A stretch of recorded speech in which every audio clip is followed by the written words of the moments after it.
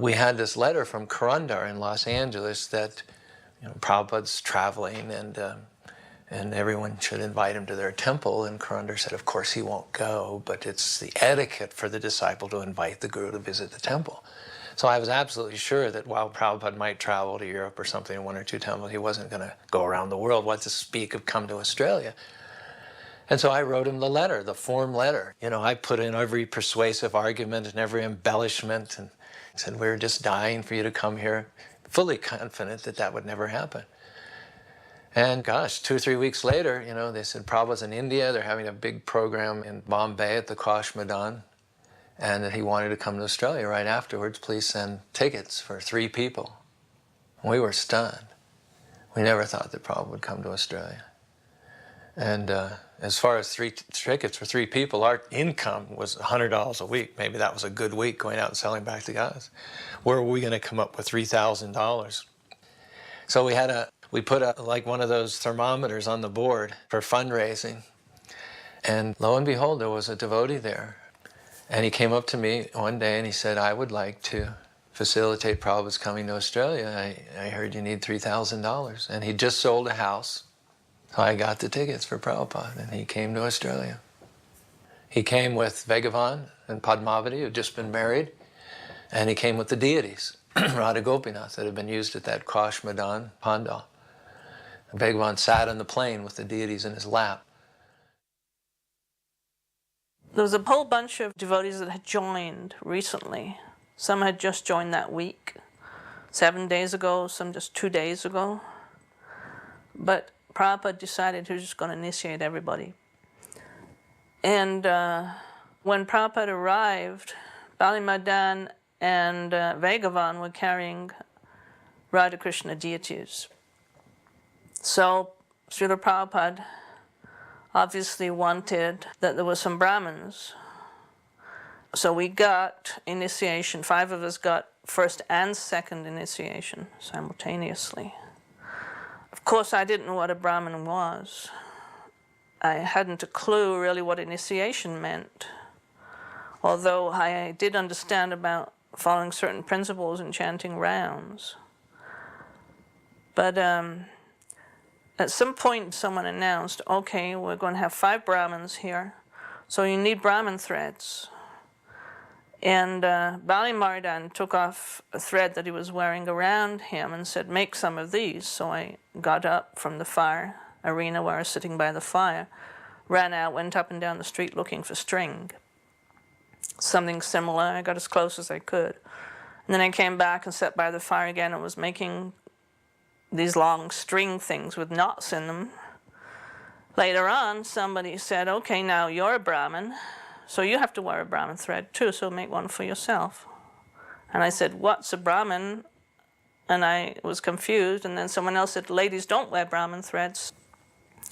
So that was going on, the initiation was going on, and the installation was also going on. We didn't know the deities were coming, really. When they came, we didn't know what to do. But in the year between the first visit and the second, we'd made a lot of progress. And we'd built a beautiful altar there. And that's when he said, when I was here before, I prayed to the Lord that he would instruct you from within how to take care of him, and he has done so. So he was very pleased with the deity worship by then. That when he left the previous year, he was thinking we were very much malechas. Well, because I was totally shy, I've always been shy. Being interviewed by those reporters, I think the only way I could have done that was because of my commitment to ISKCON and the devotees and Prabhupada. I wouldn't have normally left home, but I met the devotees and I just had to come and join the temple. There was a force that was way stronger than any of my personal qualities would prevent from happening. So I was very embarrassed. I was worried about my mother because she cried when I left home and she was upset. She didn't understand. From an early age, I used to tell her I came from another planet. I was from outer space, and she never really understood that. So it was difficult to explain why you're going with this weird sect and why you're bowing down on the dirty Paddington streets to some Indian person that we've never met before. So it was a scary time for me because I just turned 18 and I had no worldly experience. So I was totally going against society. totally going against my parents. My thoughts have mellowed considerably since then. I now realise the Hare Krishna movement isn't the monster I thought it was. 30 years ago, I was frightened of what I didn't understand. I know many of my daughter's devotee friends, and I find them to be loving, warm people. I love my Hare Krishna grandsons, who have turned out to be normal, everyday boys. And she's come to no harm. In fact, she's a lovely girl, and I'm very proud of her. But I had that strong conviction that I have to do this because Krishna was helping me. I know that sounds a bit sort of trite, but initially when I wanted to leave home, I thought, how am I going to leave home? So the very next day, my mother said, when I was 17, I left home, so if you want to leave home, it's okay. I thought, Krishna's helping me. That real kind of connection with God was coming. You know, it's like that where you take one step towards God, he takes many steps towards you. So I could feel that. The first time I went to the temple, I was just totally overwhelmed with the prasadam, the smells. I thought, finally, I'm home. So if I did anything in this life, I was going to stay there and I was going to do it because this was my ticket out of the material world, and this was the only place ever that I ever felt comfortable. So there was something special happening there through the Prabhupada's potency.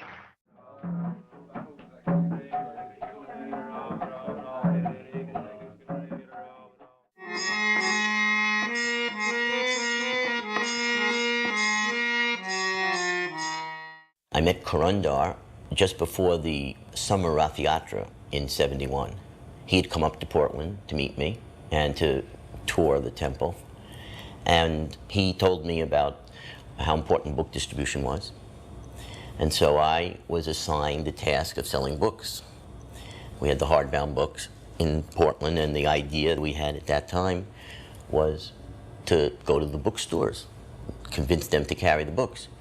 And in those days, it was very easy to convince the bookstores to carry spiritual books. And then we drove down to San Francisco for the summer Rath Yatra. For many devotees, that was the first time they ever saw Srila Prabhupada. And it was the first time that I ever saw Srila Prabhupada. And everything I had been feeling from my own chanting and from hearing Prabhupada's bhajans became very magnified and intensified.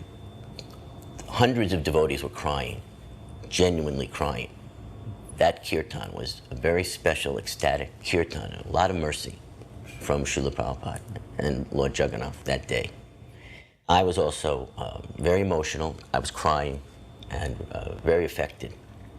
I knew I was going to dedicate everything that I had to Srila Prabhupada.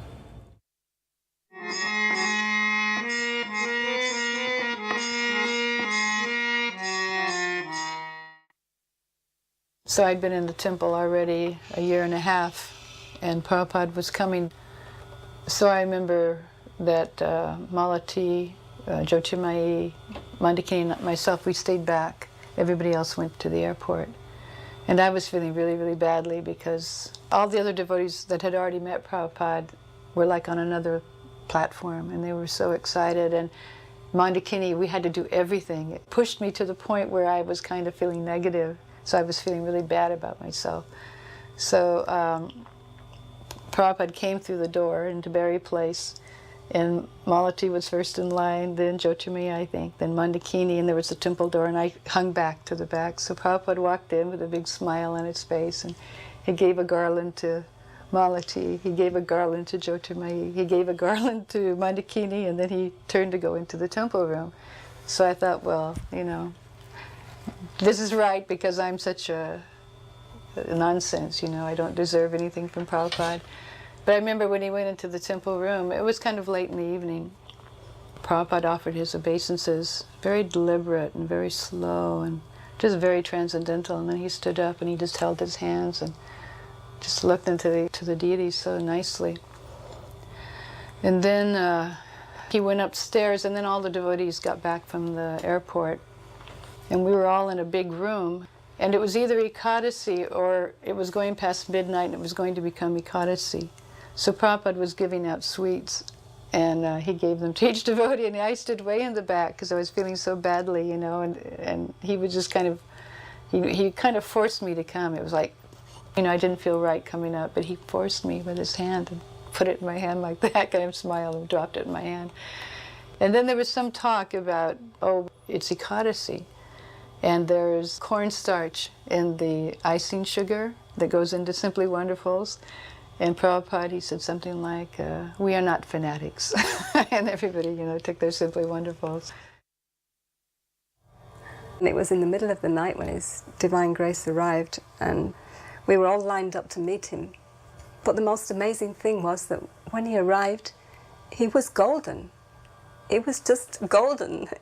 And you could hear the devotees, as Prabhupada was walking by, you could hear one devotee after another. They were like gasping and, in surprise. He's golden, but he's golden. He's golden. And it really was. Prabhupada just appeared on this specific occasion. It was different than other times. Prabhupada's always transcendental and effulgent, but this particular time he was looking like a walking deity or something. He was just looking very golden.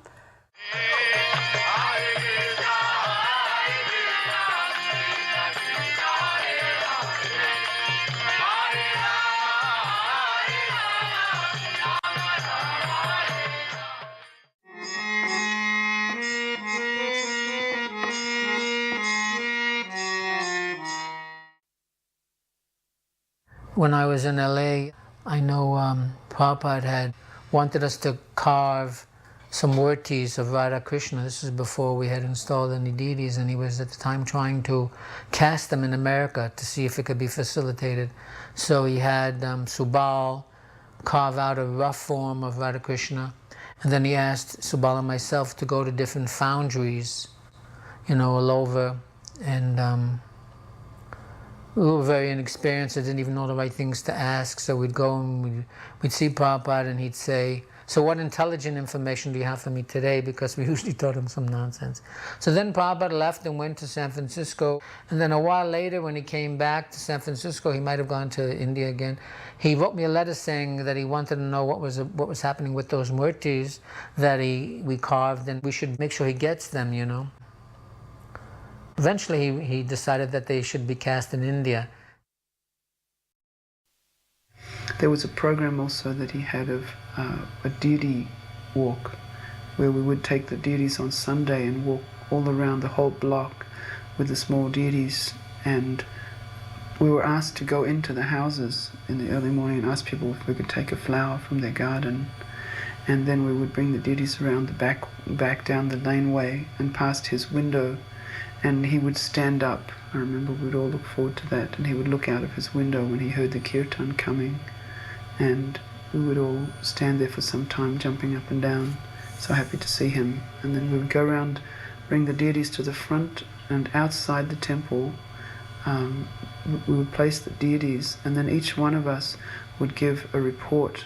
And this was quite shocking for me because I was such a new devotee, but you'd have to walk up in front of the deities with your hands folded and say, my dear Lord, this is what I've done this week, and say what your service was, and so on and so forth. It was such a spontaneous kind of a mood to talk to the deities like that. At first I was a little shocked, but I grew to quite like that. And everyone in the temple would have to present themselves and say what they had done for the pleasure of the deities.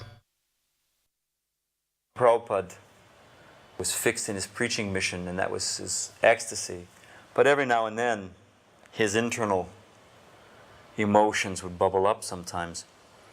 So usually Prabhupada would come and offer his obeisances to the three altars, and then he would come and sit on the Vyasasana, and we would offer obeisances, and we would still be in the process of bowing down, and he'd be sitting on the Vyasasana, and he would begin with the Sanskrit, Om Purnamada Purnamidam, the Sanskrit rolling out, and nothing came, there was nothing coming.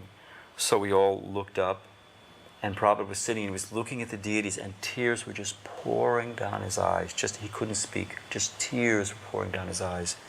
And it was the most far out thing, because then he pulled himself up straight, he took a deep breath, and you could tell he just suppressed, physically, just pushed it down and went on with his business. It was like Daruka, it was a disturbance to his service, But there was no question that Prabhupada was on the highest level. But he was so dedicated to his spiritual master, he would not let his personal ecstasy interrupt his service to his Guru Maharaj. And then one time Prabhupada was leaving The Vyasa-san was in the back, and there was a side door, and Prabhupada had his slippers right there. So Prabhupada went out, and he had his back to us, and he was just slipping on his slippers. I think someone was helping him slip them on. And he turned to us, and we were just sitting there with our mouths open, nobody moving. And Prabhupada said, "Yes, if I told you everything, you would faint." And then he walked up to his room. Prabhupada invited all the other temple presidents to come and see the LA standard. And he wanted this standard to be introduced, especially with the deity worship, with the 3 altars. Prabhupada, when we got the building, Prabhupada went room to room and picked out what each room should be used for. Now, where you walk in now and there's a temple, that actually wasn't the temple that Prabhupada chose. Prabhupada had another vision that wasn't our vision. His vision was to have mainstream America come into that with their shoes on and sit in the pews and hear Bhagavad Gita and Kirtan on the stage. We put Prabhupada's Vyasasana on the stage. And he had Vishnu John play the organ. I even wanted to take out the stained glass, and Prabhupada said, "No, that must stay." He said, "Don't touch anything here." Even where the minister spoke, that, what was it called? A purport? Yeah. He kept that because he wanted devotees to come and speak too. It was so surreal to sit in the pew and hear Bhagavad Gita and hear Vishnu John singing Jayamadava on an organ. Even Prabhupada would play the organ. We would sit and he would play the organ. I wish there was tape recordings of that. Prabhupada saw that the American people were becoming disenchanted with their churches. He said, "Now I will enchant them with Krishna consciousness." So he thought, they're inclined to come to a church, let them come back to this church, but hear Bhagavad Gita and hear the Kirtan. I mean, Prabhupada's vision was totally, he was thinking mainstream America, not hippies. Prabhupada's vision wasn't that we all become monks. He wanted judges and politicians and doctors to come to the temple. They're not going to all become monks and shave up. But we had another vision, come to the temple and shave up. But that wasn't Prabhupada's vision. Prabhupada used to come in from the back of the temple room because his quarters were upstairs and there was a hall he came down. And we didn't have the big Rukmini Dwarkadish then, we only had small Radha Krishna. And Prabhupada came in, and from the back of the temple room he looked and he called Shrilavati over. Shrilavati was the pujari. And he said, "There's tilak in Krishna's eye." And she went and she looked and she couldn't see anything, and she came back to Prabhupada and said, "No, there's tilak in Krishna's eye." And she looked and she looked and she looked, and right in the very, it was a tiny speck of tilak in Krishna's eye.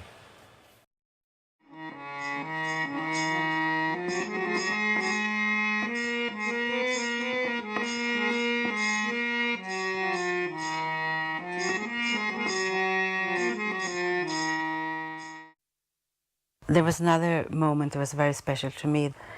There were some devotees, I think it was Brahmachari, they came from Germany, and they were saying that the head pujari should not be a woman, Prabhupada said. And I remember short after that Prabhupada came, and I was in the deed room, I just did arti, and Prabhupada came in. He was on his own, he'd just been outside. And because the temple room door is very close to the front door, he just came in to see the deities. I was just standing there next to Prabhupada, and he turned to me and said, "Are you in charge?"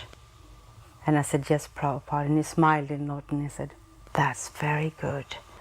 And it was like Prabhupada kind of knew that I was given a hard time, but it was like a nod and a wink, like once a year when Prabhupada came. That was actually what kept me going, because otherwise it was very tough.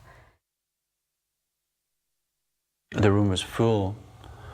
The condensation was dripping as it did in those days. It was just so packed out in such a small space. It was impossible to believe how many people could fit into such a small space. But Prabhupada had finished giving his lecture, and that is Krishna consciousness. Are there any questions?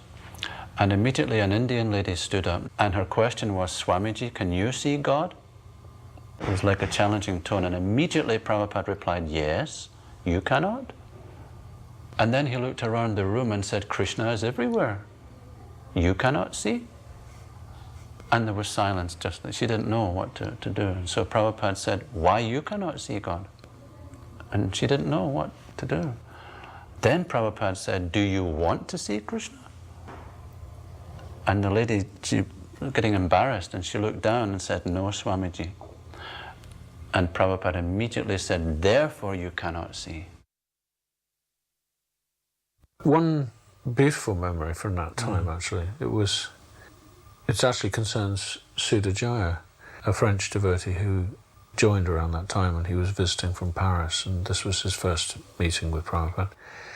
The temple was crowded, and he was sort of just peeping through the door. And he asked at the end of Prabhupada's lecture, he started just telling Prabhupada, he said, you know, I met the devotees here in London. I came here to get a job, but I met the devotees, and I just find they're so attractive. I just want to be around them, and now I've heard you speaking. And, you know, it's just so beautiful, it's so wonderful to be here in the temple surrounded by all these wonderful devotees and listening to you. And I don't want to go back to find a job. I don't want to go back to Paris. I just want to stay here with all the devotees. And Prabhupada turned and he said, with a big smile, he said, that is because from crow you have become swan. And everyone just like erupted into laughter and joy and cheering, you know. It was a very nice moment. When he got initiated, Prabhupada, the swan. Oh, right, the swan.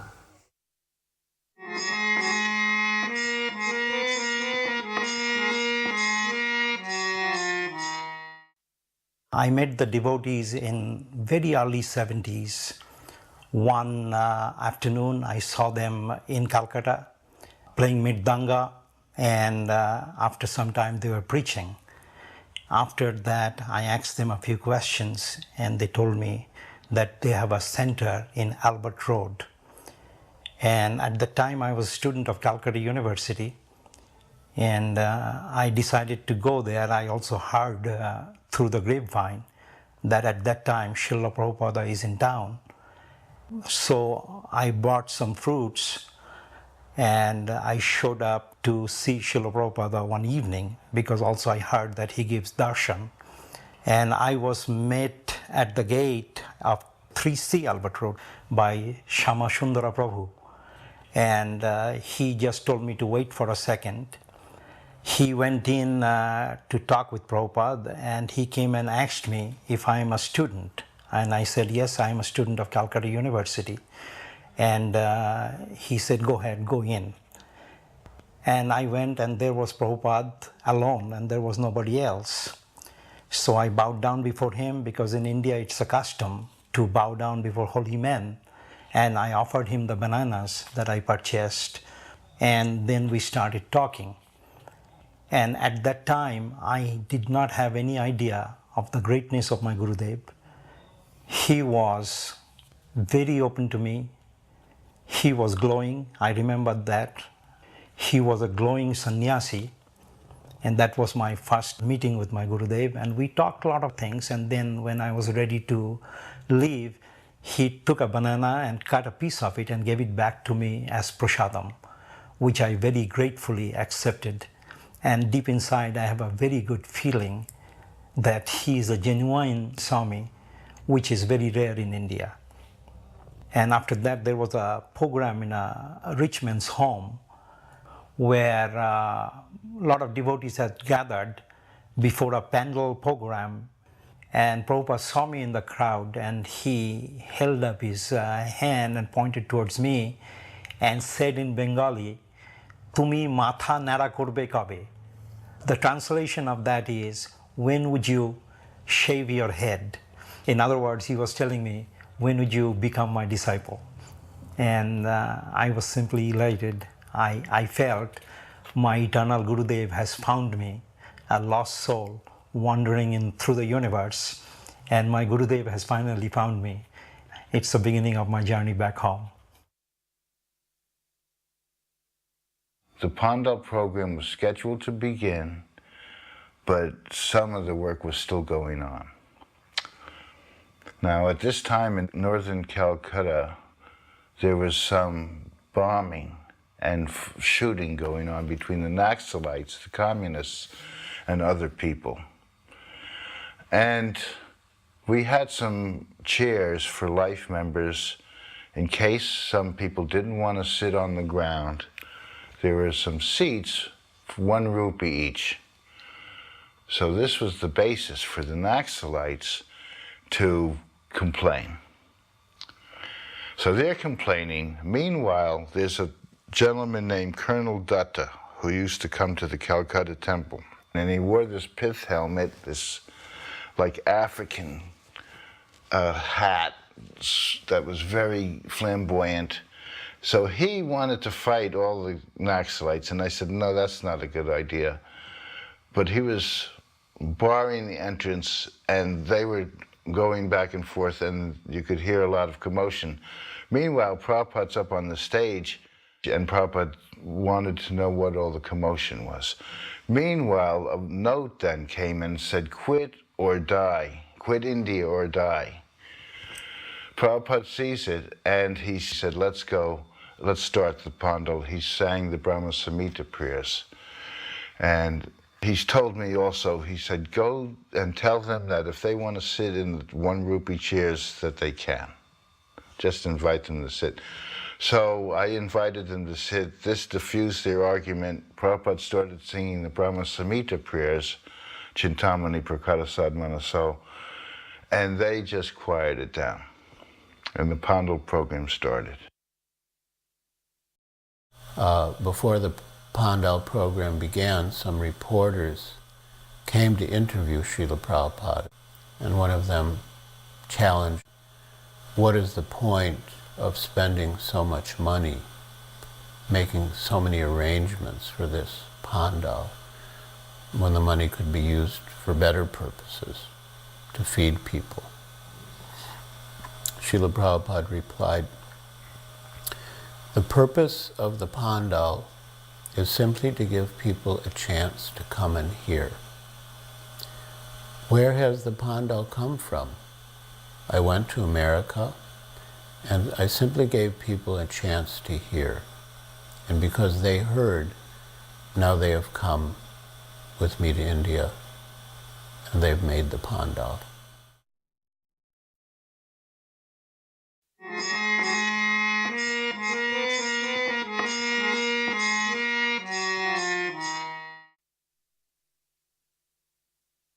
His Divine Grace, Srila A.C. Bhaktivedanta Swami Prabhupada, is reaching now from Calcutta to the New Delhi airport for attending the 9 days discourse of Srimad Bhagavatam.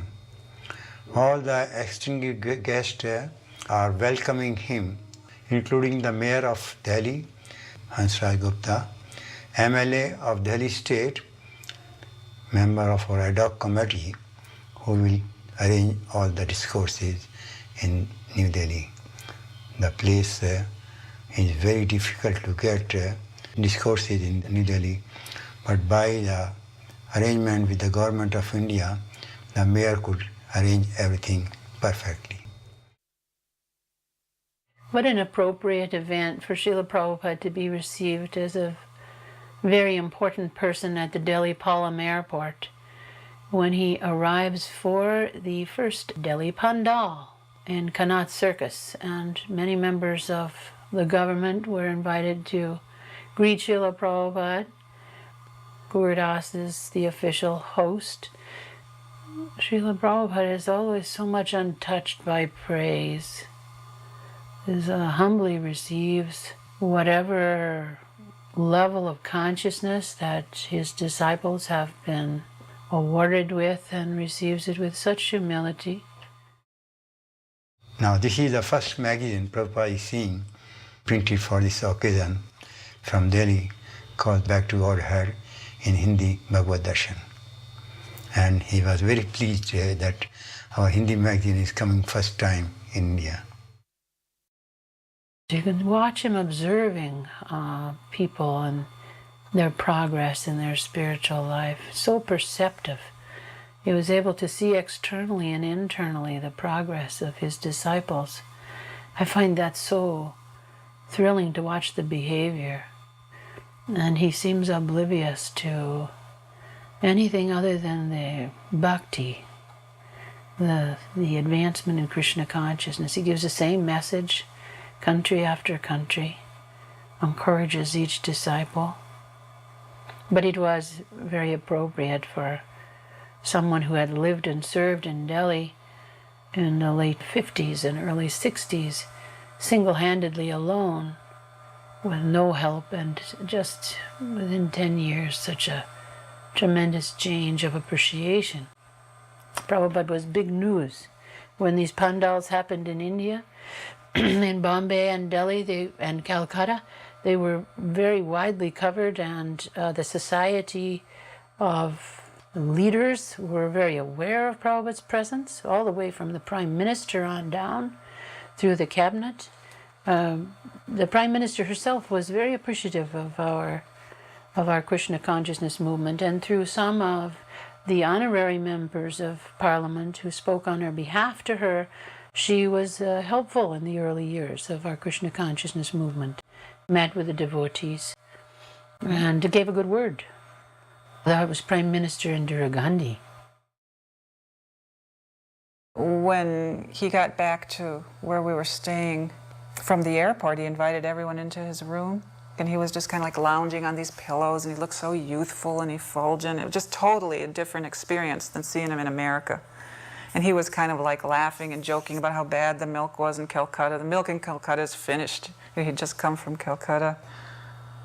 I was just so dumbstruck by this experience of seeing my spiritual master in this mood, this informal mood, and feeling so unworthy that I couldn't, I'd look up at him and he looked so effulgent, it hurt my eyes. I couldn't even, so I thought, okay, I'll start by looking at his feet.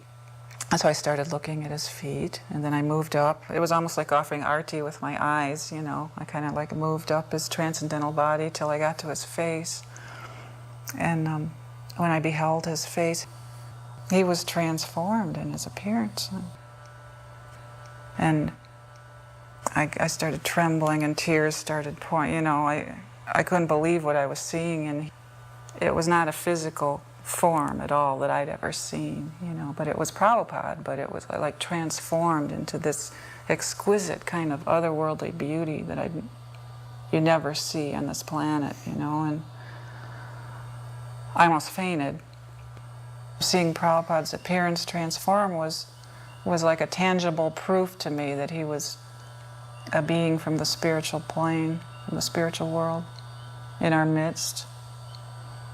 And every once in a while, the veil would lift from our eyes and we'd get a little glimpse, by Prabhupada's mercy. This is literally the first day of the Delhi Pandal. There's the wonderful asana.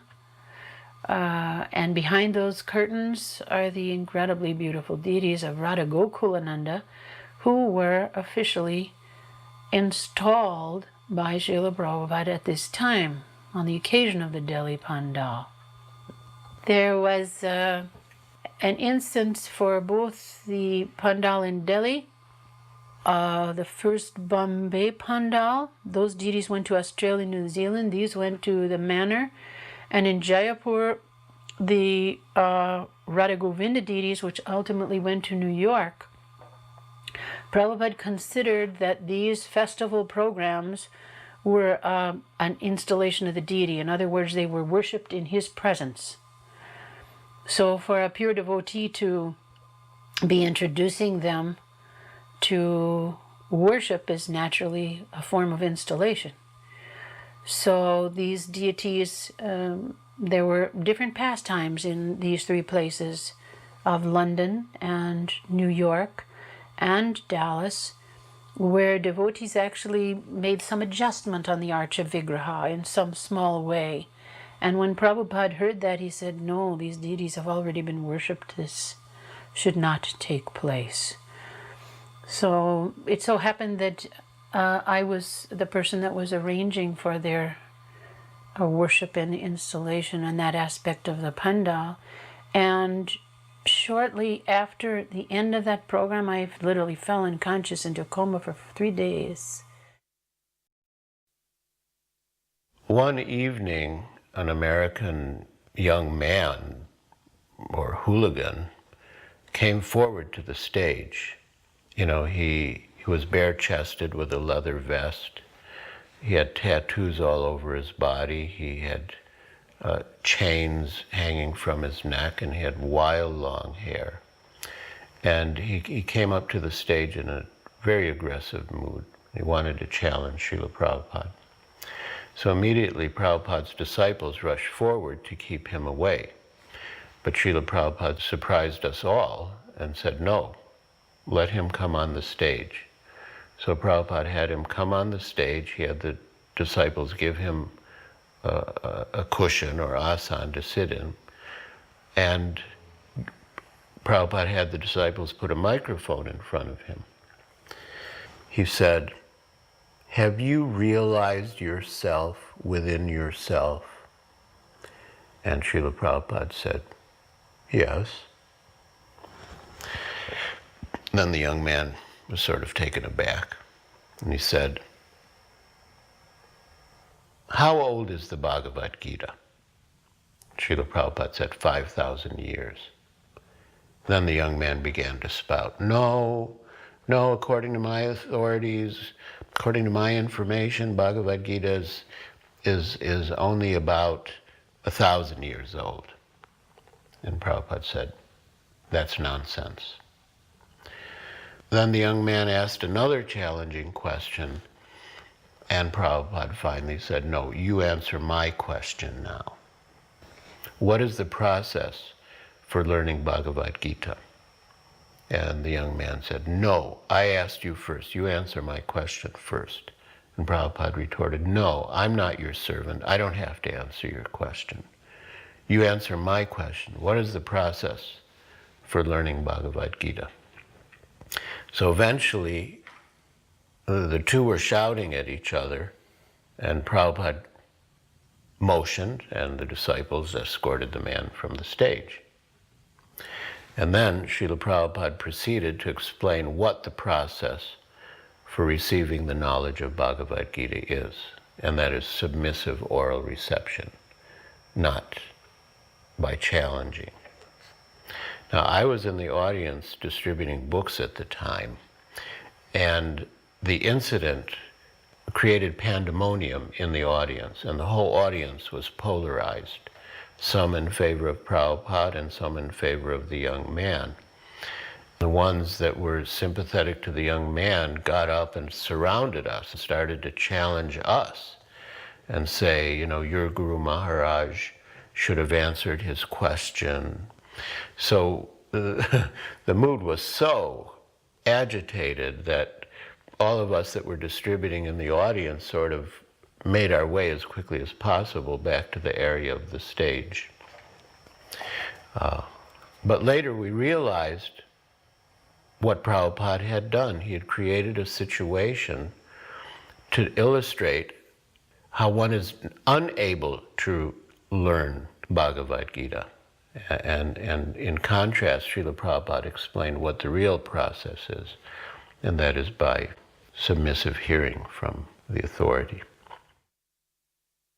My job, one of them was to invite chief guests to the program, and so I thought it would be a good idea to, because we did this in London, have titles for what Prabhupada would talk about, and have guests that would sometimes have something to do with the theme.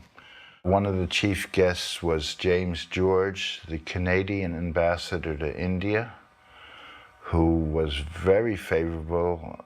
I think his talk was appreciated by the populace as well as any of the chief guests, if not more. So we invited Dr. Atmaram, the chief scientist, and he talked on how religion and science actually don't have to be at odds with each other. And then Prabhupada spoke on, like Easy Journey to Other Planets type of a scientific talk. So we invited Hans Raj Gupta, the mayor of Delhi, who was a really good friend of Prabhupada. It was more anecdotal, how Prabhupada continued and persevered and started the League of Devotees and printed the Srimad Bhagavatams. It was very enlightening to us because Prabhupada really did persevere at the beginning of many of the things that we take for granted and made them happen. This is the first expansion of Srila Prabhupada's energy that has become the Glory of India project today. Srila Prabhupada, when he left for the West, knew he was going to come back and inundate India with Krishna consciousness, just the way Lord Chaitanya inundated the subcontinent of India with Krishna consciousness. Srila Prabhupada's destiny was to do that. And when he brought his disciples back from the West, who were enthusiastic but very new disciples, he started sending them various places for preaching work. So Delhi, Calcutta, and Bombay were the first three big cities that Srila Prabhupada worked on. And because this was the capital, it was important. We were only there for maybe a month, but that month seems like it could have been 100 years. It was so important at the time. So these were just the very little beginning foundation blocks of what later became the Delhi ISKCON Temple project.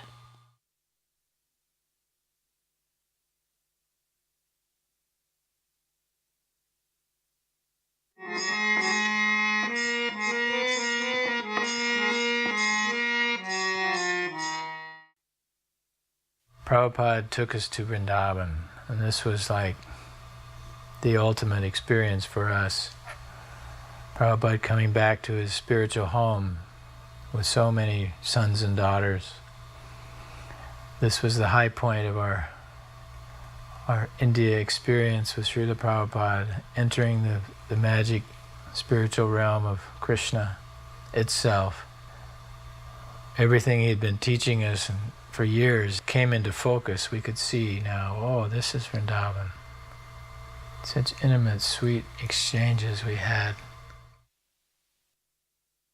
This visit in 1971 of Srila Prabhupada was very, very historical in our Gaudiya Vaishnav Sampradaya. It was the inauguration of the fulfillment of Lord Chaitanya and Lord Nityananda's desire that the holy names of Krishna be spread to every town and village throughout the world. Lord Chaitanya went to Vrindavan and he sent the 6 Goswamis there to establish it as a place of pilgrimage for people all over the world. When Rupa and Sanatan went to Vrindavan on Lord Chaitanya's order, they were there to establish it as a place of pilgrimage for people all over the world. Obviously for people who would become Vaishnavas from every town and village in the world. That was Lord Chaitanya's vision.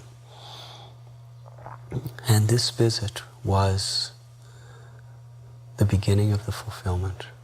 The first time Vaishnavas from the West who were committed to Krishna consciousness in a relatively large group came on pilgrimage to the holy Dham of Sri Braj. Look, he's so healthy and exuberant. He's back home. This is where he hatched out the whole Hare Krishna movement. This is where Krishna empowered him to come west. And little Saraswati, who's one of his favorites, she went around, followed him wherever he went.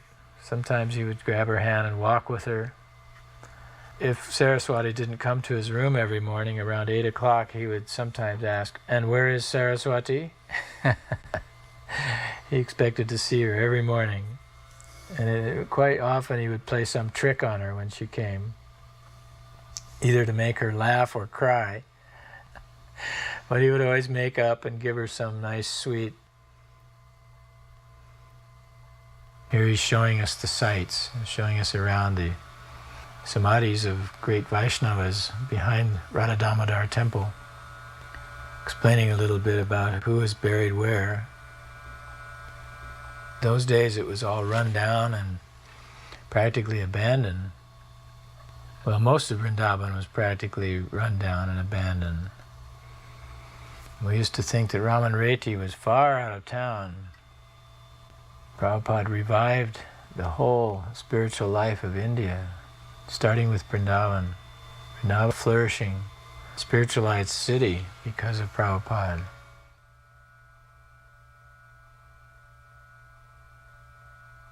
Of course, Rupa Goswami's samadhi there, Prabhupada's favorite place. He used to say that Rupa Goswami inspired him to go to the West and spread Krishna consciousness, as he would sit in his room and gaze out on his samadhi year after year and chant and read, translate. When we arrived in Vrindavan, I remember walking into Srila Prabhupada's room and paying my obeisances and saying, Srila Prabhupada, what should we do now? And he looked down at me and he said, just wander. So that's exactly what I did. I just went out into the Vrindavan village, and everything I'd read about in Nectar of Devotion and Krishna book, you know, I was thinking of those things. And I wanted to take rest under a Kalpa Vriksha tree. It's something I'd wanted to do for a long time, so I just actually found one tree in the forest, and I actually fell asleep and slept very soundly and very deeply for a couple hours. And when I woke up, it was evening time, and I didn't really know where everybody was, but I heard in the background the kirtan going on, Hare Krishna. And so I followed the sound, and I arrived at this big program where all Srila Prabhupada and all the devotees were, and the lecture had just stopped, and they were serving out prasadam. It was a great day in my life, you know, just the way it worked out. Prabhupada was giving a lecture in a garden. There was a small pandal set up, and many Brajavasis came to attend that. It was somewhere in the area of Radha Govinda temple. And somehow or other I came late, and when I arrived, Prabhupada was just leaving, walking through a field back to his car. People were lined up on both sides to offer obeisances. And I offered obeisances, and Srila Prabhupada stopped in front of me.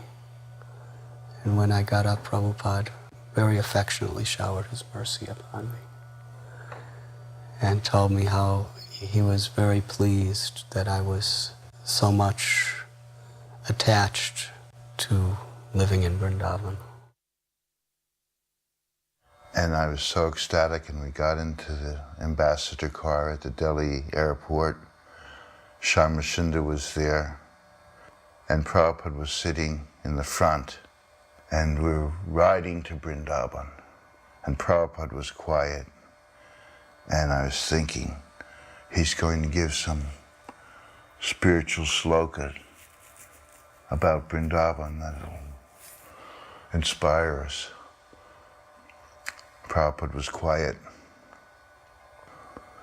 Finally, I hear Prabhupada clear his throat, and he said, cement. We must get cement and build a water tower like that. He pointed out the water tower so we could have sweet water. But look at that. No, I'll never forget that kirtan. It was like you could feel demigods showering flowers. And the people were stunned. They'd never, because the way we did kirtan was, Prabhupada did kirtan different than the traditional like Bengali or something. And when we first went to India, we were chanting like Prabhupada, and it was like the people had never heard. It was so potent.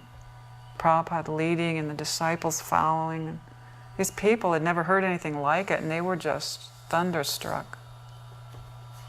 I just loved, kirtan was my savior. It was my shelter. It washed everything away. It washed away all anxieties. To me, the perfection of life is to be with Srila Prabhupada in Kirtan. It's like all I want in life, and I don't care where it is or when it is. That's just all I want. Now, when Srila Prabhupada came to Vrindavan, it was after he had left for less than 5 years. He had gone away to America, presumably to die amongst the infidels or be lured by the temptations of the West. But anyhow, when he came back, surrounded by disciples, after having made a famous tour through Surat and other parts of India, big Pandal programs in Calcutta, in Bombay, in New Delhi, that were in the newspapers, were traveling by word of mouth. So when Prabhupada appeared there with a few of his many devotees, it was an astonishing event that people could not ignore. And when he marched through, it was a triumphant march. They did not fail to be deeply impressed, because who else in the history of Gaudiya Vaishnavism, even from the time of Chaitanya Mahaprabhu, could lay claim to such a feat? Srila Prabhupada took us to many holy spots in Vrindavan. We would go by bus and he would ride in this ambassador car. And here we are at Brahmanda Ghat in Gokul, where Mother Yasoda saw the universe in Krishna's mouth. Srila Prabhupada is telling the story, much to our delight.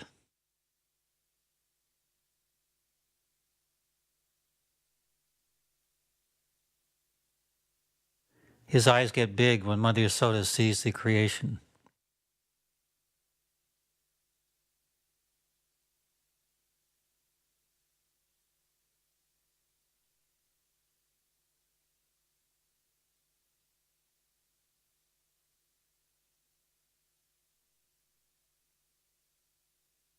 For most of us, this is the first time we'd seen the Jamuna, and we were very eager to bathe in her transcendental waters.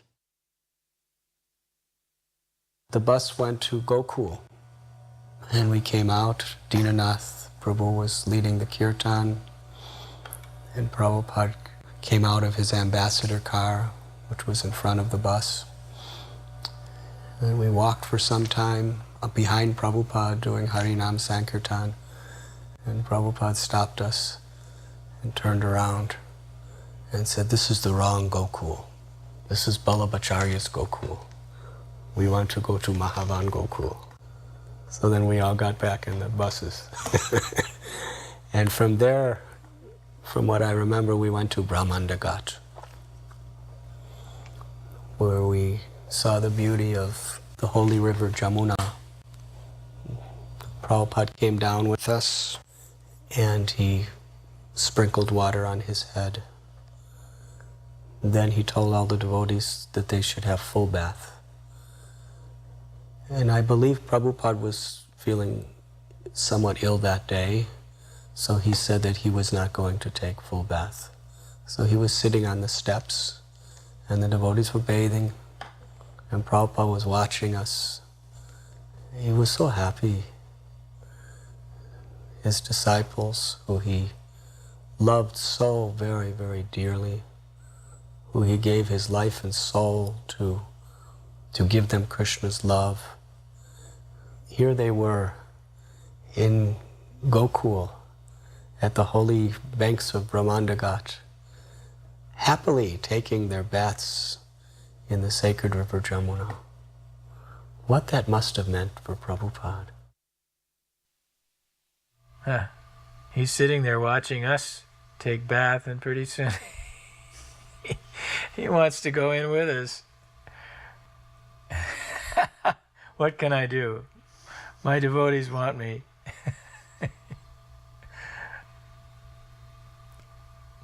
Come on, Prabhupada, come on in. Here we are saying our Gayatris on sacred threads, standing in the Jamuna River.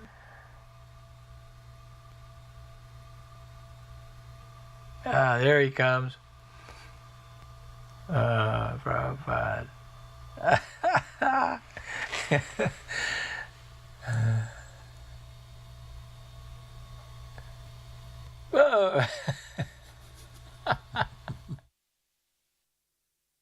A few of the ladies were kind of clustered together, and Palika was there. And at some point, we noticed that Srila Prabhupada was going in the water, although at first it didn't look like he was going to go in. Suddenly it was like, Prabhupada's going in. You know, I looked at Palika, we had the same reaction. We're going in too. We have to be in there with Prabhupada. And we have to do it fast because he's going to say Gayatri, and we wanted to say Gayatri with him. But both of us had only been in India for like a month. And we knew that the ladies bathed in the Yamuna, but we didn't know how they did it. You know, should we go in with our full saris and then walk around dripping wet? Because we only had a few seconds. Palika was down to her slip. And I was like, okay, me too. And it didn't matter anyway, because as soon as we hit the water, we went right under. So we were up to our necks in water anyway, so we were covered. And we wanted to get as close to Prabhupada as we could while he was saying Gayatri, and we got really close, like within 10 feet of him. And just our little heads, you know, were like scrunched under the water, and we got to say Gayatri with Prabhupada that day. And to me, that's the most memorable experience of the whole thing, was that Gayatri in the water with Prabhupada so close. During the afternoons, Prabhupada would give darshan, and the devotees were sent out to do Harinam Sankirtan. And during that time, I had the great fortune of sitting in the room and attending all of his darshans each day. They were very intimate. Vrijabasis would come, his old friends, godbrothers would come, Goswamis would come, sometimes guests would come, and Prabhupada would just sometimes speak to them very informally, sometimes he would preach to them very strongly, and sometimes he just had loving conversations.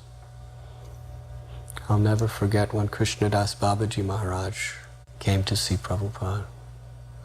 I happened to be walking down the street one day, and I met Krishnadas Babaji Maharaj and told him I was going to see Srila Prabhupada. And he very eager, he said, I will go with you. I want to see Swamiji, or Swami Maharaj. He called him Swami Maharaj. And when we came, there was a guard who was one of the more senior devotees. He was standing at the stairways guarding who was coming up to the darshan. And of course, he welcomed me to come up because he knew that Prabhupada was favorable to me attending the darshans each night. But when he saw Krishnadas Babaji Maharaj, he stopped him. He said, who are you? And when he was introduced as Prabhupada's godbrother, he said, no, you cannot go. So Babaji Maharaj wanted to go anyway, and he wanted to stop him. And I told that devotee, please ask Prabhupada. He's one of the most beloved devotees of Vrindavan, especially in Gaudiya Mats. And a messenger came back and said, yes, Prabhupada immediately wants to see him. So we went up together, and Srila Prabhupada, when he saw Babaji Maharaj, he was sitting behind a little desk, and there was maybe about 6 or 7 people that he was talking to in the room, and Prabhupada got up, and they embraced, and they were just laughing and talking in Bengali. Prabhupada brought Babaji Maharaj to sit next to him behind the desk, and the whole time they were just laughing and talking and looking at each other with so much affection. And the 6 or 7 people who were there were completely forgotten, so they left. And I just sat there, just watching this interaction. I couldn't understand a word of it because they were speaking Bengali language. But I learned so much, not by their language, but just by seeing the genuine love that these two great personalities had for each other and the intimate relationship they shared. And they were constantly saying Hare Krishna and laughing. I understood then that this is the goal of life, to have this type of love with Vaishnavas in sharing the mission of the spiritual master and pure love for Radha and Krishna. I think they were together for probably almost 45 minutes to an hour.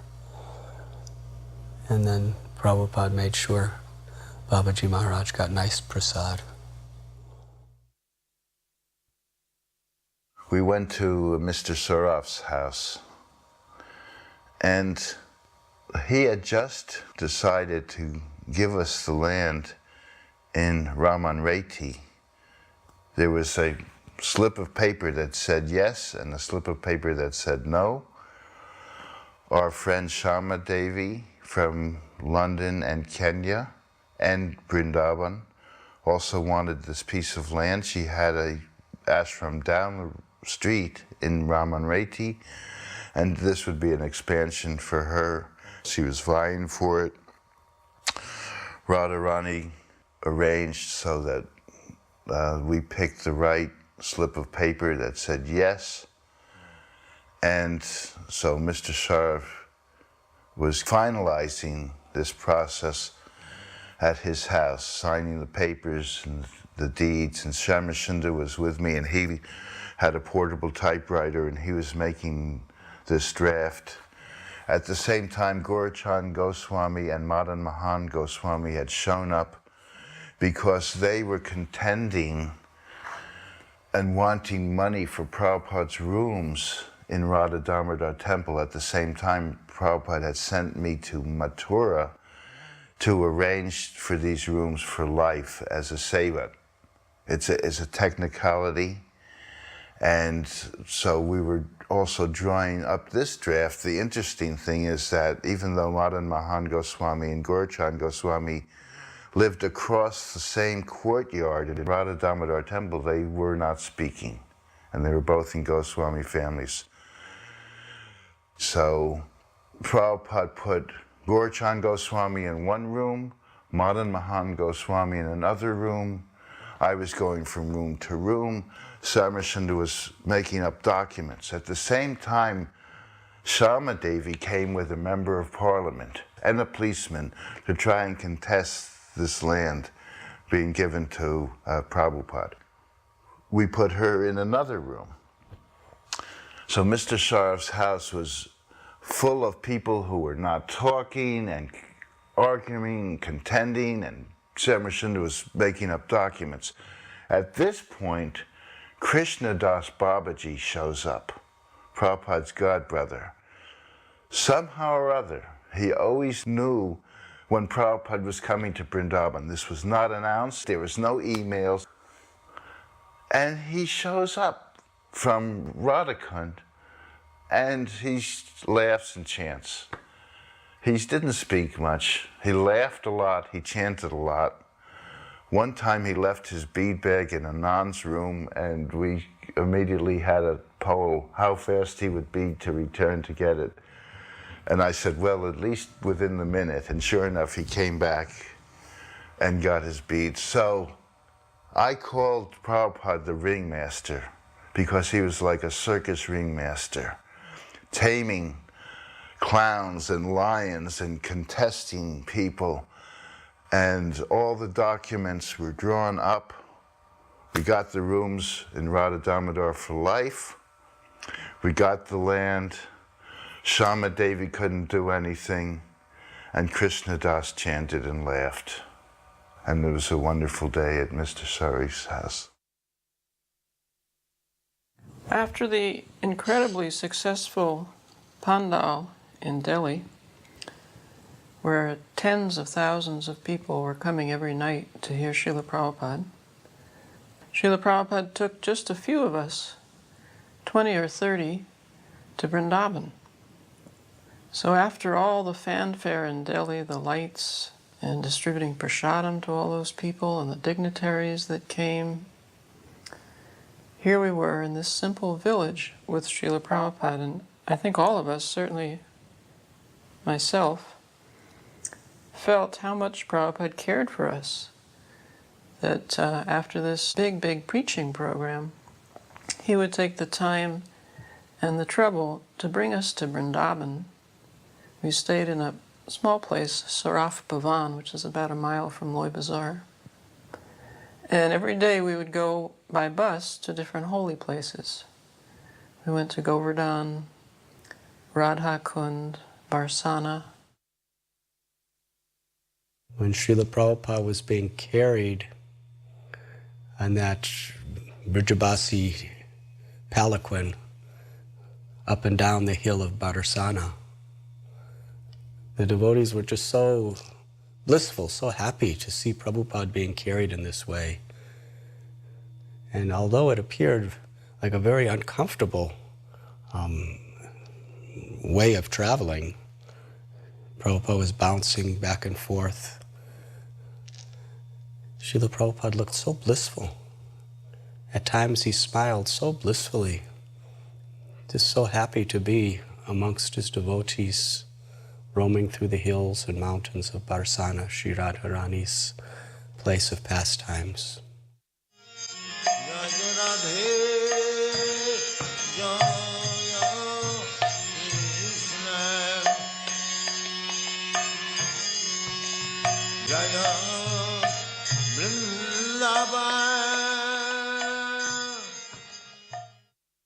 In Govardhan, Prabhupada was taking prasadam.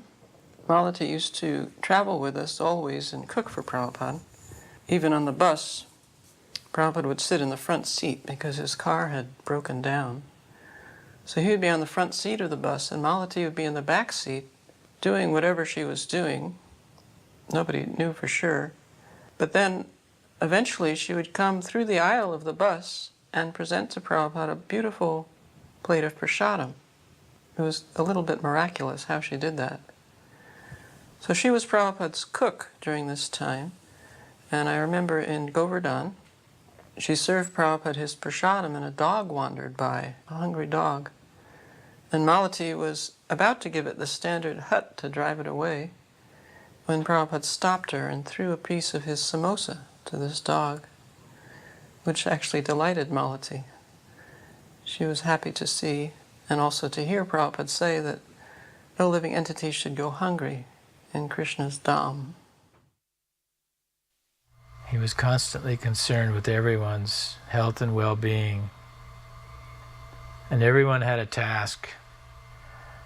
And Prabhupada would assign the different duties and jobs and tasks for each of us, and we would all report to him every day what we had accomplished.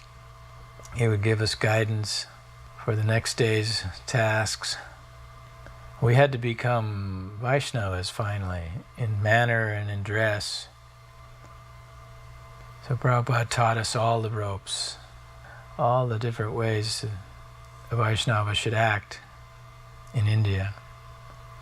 By example, we got to follow him around and watch him every moment. We just began to emulate what Prabhupada did. It was really a very spectacular event for the Brijbasis, because I was living amongst the Brijbasis, and they were really proud of Srila Prabhupada, that one of their local residents who was living for so many years at Vamsi Gopal Temple and Radha Damodar Temple had gone to the West and started temples and transformed Americans and Europeans into devotees of Sri Sri Radha Shamsundar. This was just astounding, amazing for the Brijbasis. And thus they really had very, very high esteem for Srila Prabhupada. They considered him to be like the ambassador of Vrindavan for the world. They were looking forward to seeing the American and European sadhus coming. And Prabhupada would have the devotees doing Harinam, Sankirtan in the streets, and it had a very heartwarming effect on the residents of Vrindavan. They were joyful to see people from all over the world, young people, full of life and opportunities, who had accepted their culture, their faith, and especially they accepted the mercy of Srimati Radharani. And this was very meaningful to the Brijbasis. At that time, I was with Prabhupada from the Mangal Arati through the evening. But then after the evening darshans, I would go back and just to the bank of Jamuna, and I would be with my friends, the local inhabitants of Vrindavan. And they were very much talking about the glories of Srila Prabhupada. It was the first time Vrindavan had ever seen anything like this in history. Krishna appeared 5,000 years ago in Vrindavan and performed his transcendental pastimes. Chaitanya Mahaprabhu came 500 years ago, and by his order the Goswamis began to excavate and establish the places of Vrindavan. And through the years, Vishwanath Chakravarti Thakur and all these great acharyas performed their pastimes of worship there. Bhakti Siddhanta Saraswati Thakur brought many thousands of people on his Braj Mandala Parikrama. But never before in the history of Braj Bhumi did people from all over the world, from outside of India, come in a spirit of devotion to worship Sri Sri Radha and Krishna.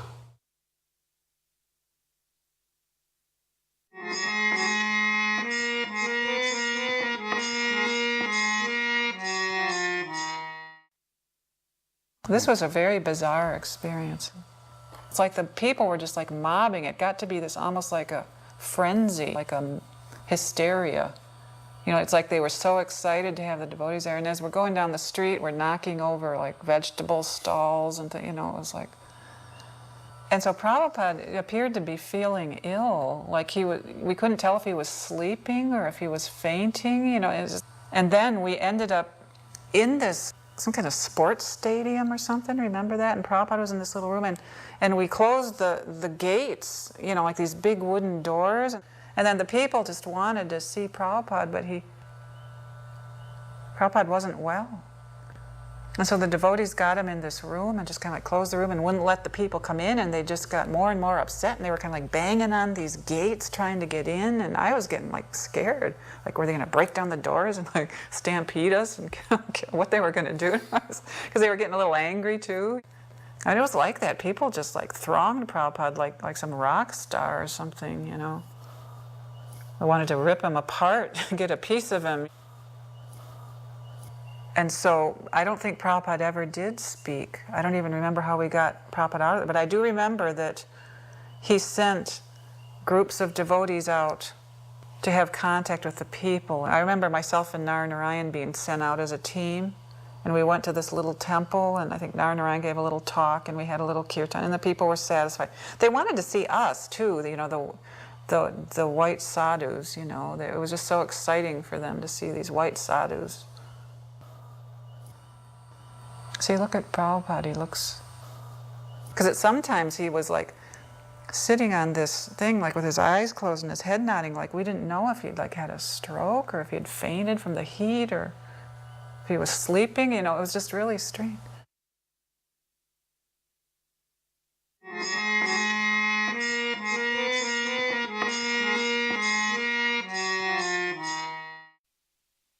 This was one of the most intimate and relaxing highlights. Prabhupada stayed in Jaipur in the palace grounds as a guest of the Queen, Gayatri Devi.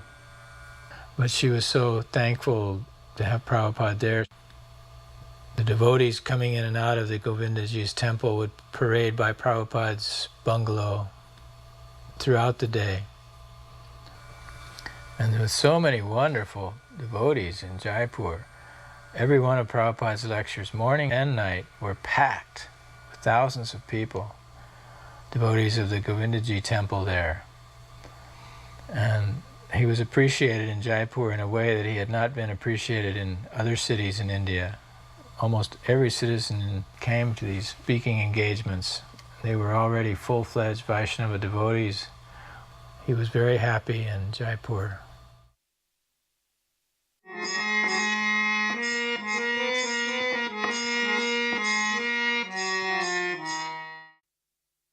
At that time, Prabhupada lived in a grass hut. There was no other place to live in. I remember Prabhupada one time was sitting in the grass hut and He just said this grass hut is an mode of goodness.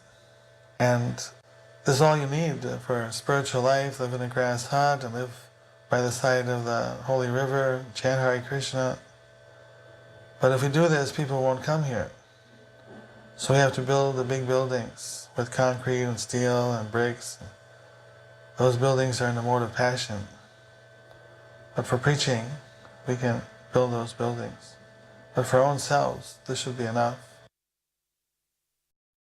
Before the festival, I had approached Srila Prabhupada on the balcony in Calcutta and said, Srila Prabhupada, I've been trying to understand what you want of us, what your desire is. I could see that Srila Prabhupada was really listening and taking every word into his heart. And then I said, 2 things seem to please you the most. Distributing your books and building the big temple in Mayapur. And Srila Prabhupada's eyes opened wide, his face lit up, he smiled and he glanced at me and he said, yes, you have understood. And then he said, if you build this temple in Mayapur, Srila Bhaktivinoda Thakur will personally come and take you all back to Godhead. Bhavananda Prabhu said, Srila Prabhupada, we're sitting in the middle of these rice fields. I'm from New York. He says, Srabi, the architect, is from Amsterdam. You know, we're all from cities. Jayapataka's from, they're all from big cities. And we're sitting in the middle of these rice fields, and you're asking us to build a big temple in the city. How we can do this, Prabhupada? And he said, Prabhupada, where will all the money come from? And Prabhupada said, Bhavananda is always thinking, where will money come from? He said, actually, here you have Radha Madhava. He said, Madhava means the husband or goddess of fortune. Simply serve Madhava nicely and everything will come. You don't have to worry about money. Well, Prabhupada, we don't know where to start even. They had the design for the Lotus building and you know, where to put it. We're really bewildered standing in the middle of rice fields. You know, Prabhupada, he didn't procrastinate, as we say. So Prabhupada said, come with me. We had 3 acres of land at that time, 1 strip of land from the road. So Prabhupada, he put a clod of earth down, then he just paced so far down, then he put another clod of earth, then he just turned and he paced the other way, put another clod of earth, paced up the other end. So he put 4 clods of earth and he said, build it here. That was it. This is Prabhupada establishing the Anantasesha in 1972. He invited all of his god brothers to come. And many god brothers had already left, so there were disciples of god brothers, his spiritual nephews. So he invited them all to come. And then he spoke to them that Srila Bhaktisiddhanta Saraswati Thakur wanted us to all work together. So why don't we all combine and work together? Now I have temples around the world and I can give you some devotees from foreign countries to help the preaching. We should all work together. But they didn't accept. Didn't really say anything. He had told us to dig a pit, and we dug a pit about 15 feet deep and probably around 6 to 8 feet wide with a bamboo ladder going down inside. He said he was going to set the cornerstone. We had no idea what setting a cornerstone was going to be like. But apparently his friend and godbrother Puri Maharaj had come bringing a little solid 24-karat gold Anantasesha. It was about 1.5 inches high. So Prabhupada was going down in the pit and Ashoka Amrita was holding the ladder. And then somebody came up, Prabhupada wants you. What? He wants you to go down in the pit. Why he wants you to go down in the pit? And I saw the Prabhupada is walking down the ladder. And I came over and I went down in the pit with Srila Prabhupada. And to me it was symbolic enough. I'm in a pit with a ladder and Prabhupada, what more do I want? We gather an accumulation of bricks and then a bucket comes down with mortar and a trowel. So I didn't know what to do. And Prabhupada said, just gestured at his We are building a temple here, he said like that. So I pick up a brick and I butter it with mortar and I set it down, and then I put another one, and I start to set it just very nicely, like a chimney or something of that sort. Prabhupada said, no, not like that. And I said, how? He said, every which way. When he said every which way, he meant randomly. And then I started building, and I built this thing, and there was a gap in the middle, and the Srila Prabhupada came and placed the Ananta Sesh and said, put more. After I'd pretty well hidden the deity with bricks, he told me to go up, and the others came down. So he went down, you see that ladder, bamboo tied together with pieces of string. He goes down and he comes up, and everybody's kind of, his all godbrothers are there, we're all there.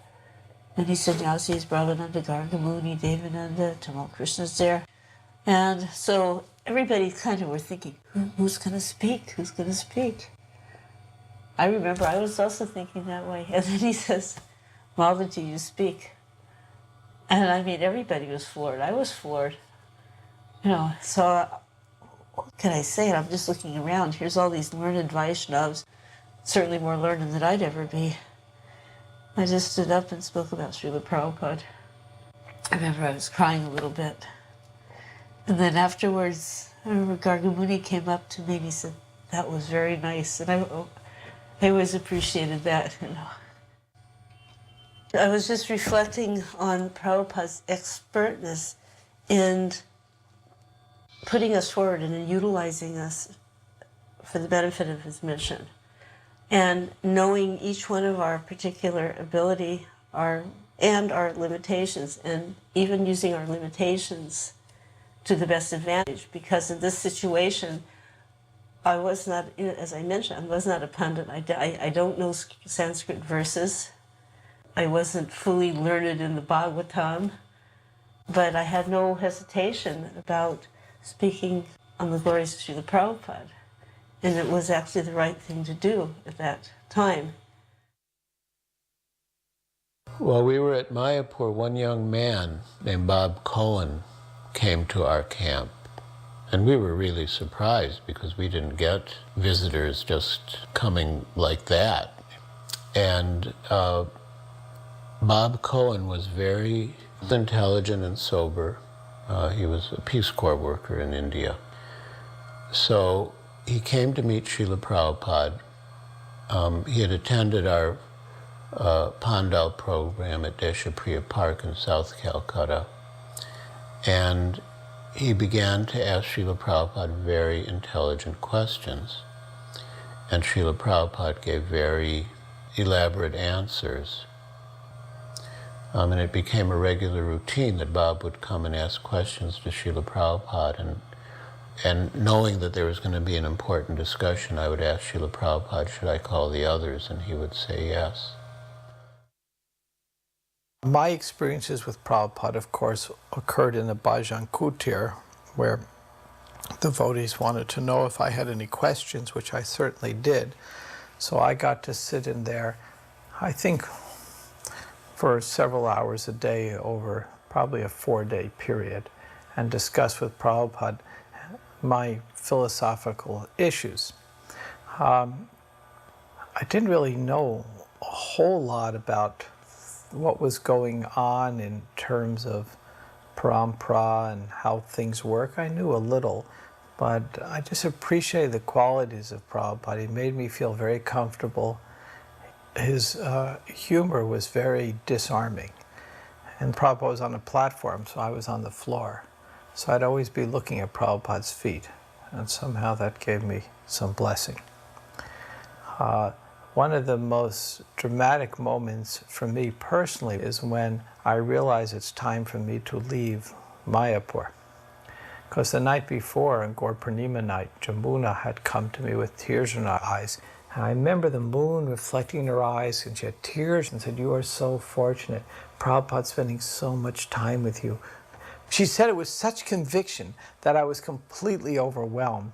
And I realized that I might have to surrender. So I went behind the temple, behind the pandal, and just collapsed in the rice paddies and started crying. I said, I can't give everything up. So the next morning, Prabhupada called for me again, asked if I had more questions. I said, thank you very much for what you've done, but I have to leave now. I have to get back to my teaching, which the Peace Corps had no idea where I was or what I did, so I could go back or not go back. And Prabhupada said, don't talk L-E-A-V-E. He spelled it out. Talk L-I-V-E.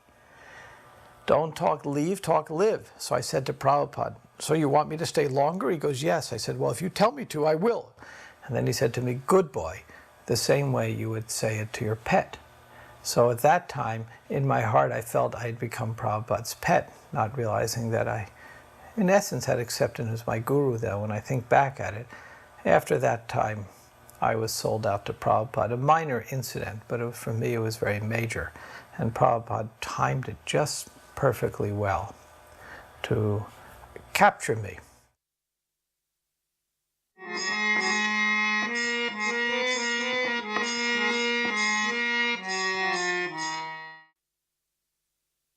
One of Srila Prabhupada's most enduring projects was the Juhu land and Juhu development in what was then a remote suburb of Bombay. It was open marshland and swamps and coconut groves. Very few people there in those days. So it was difficult for the devotees, some of the devotees, to understand why Prabhupada wanted this land so much. Most devotees are familiar with all of the squabbles that went on for this land over such a long period, many years, and the fights, litigation that was waged over this land. But Prabhupada was so insistent that we acquire this land, and he was ultimately triumphant. What we were thinking was, mostly at that time they were hippies, so they are being converted into good people, so we should help them whatever way we can. We are not rich or anything, but whatever little in the house is there, we should give. They used to come for cold water because March, April, it was so hot. So they are not used to this climate. And then we used to give limbu water, and whatever is available in the house, we used to give them. Then once he was walking in the garden, Prabhupada. So some new devotees had come in the morning. So he shows our house and tells, this is Hare Krishna Annex. You all have left your mothers and come. Here is a mother for you. And anything you want now, you can ask her, and that is the house. And he pointed to our house. Afterwards, we asked the devotees what he was telling.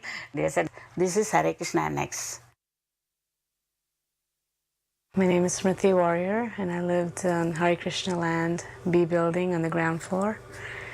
And my parents were Mr. and Mrs. Warrior that helped a lot with the temple and the devotees and did a lot of seva, and basically grew up on Hare Krishna land. I was there before the devotees came, so when they first came, I was 6, 7 years old. And of course, we'd never seen foreigners so much before, so when they would come, we would stare at them.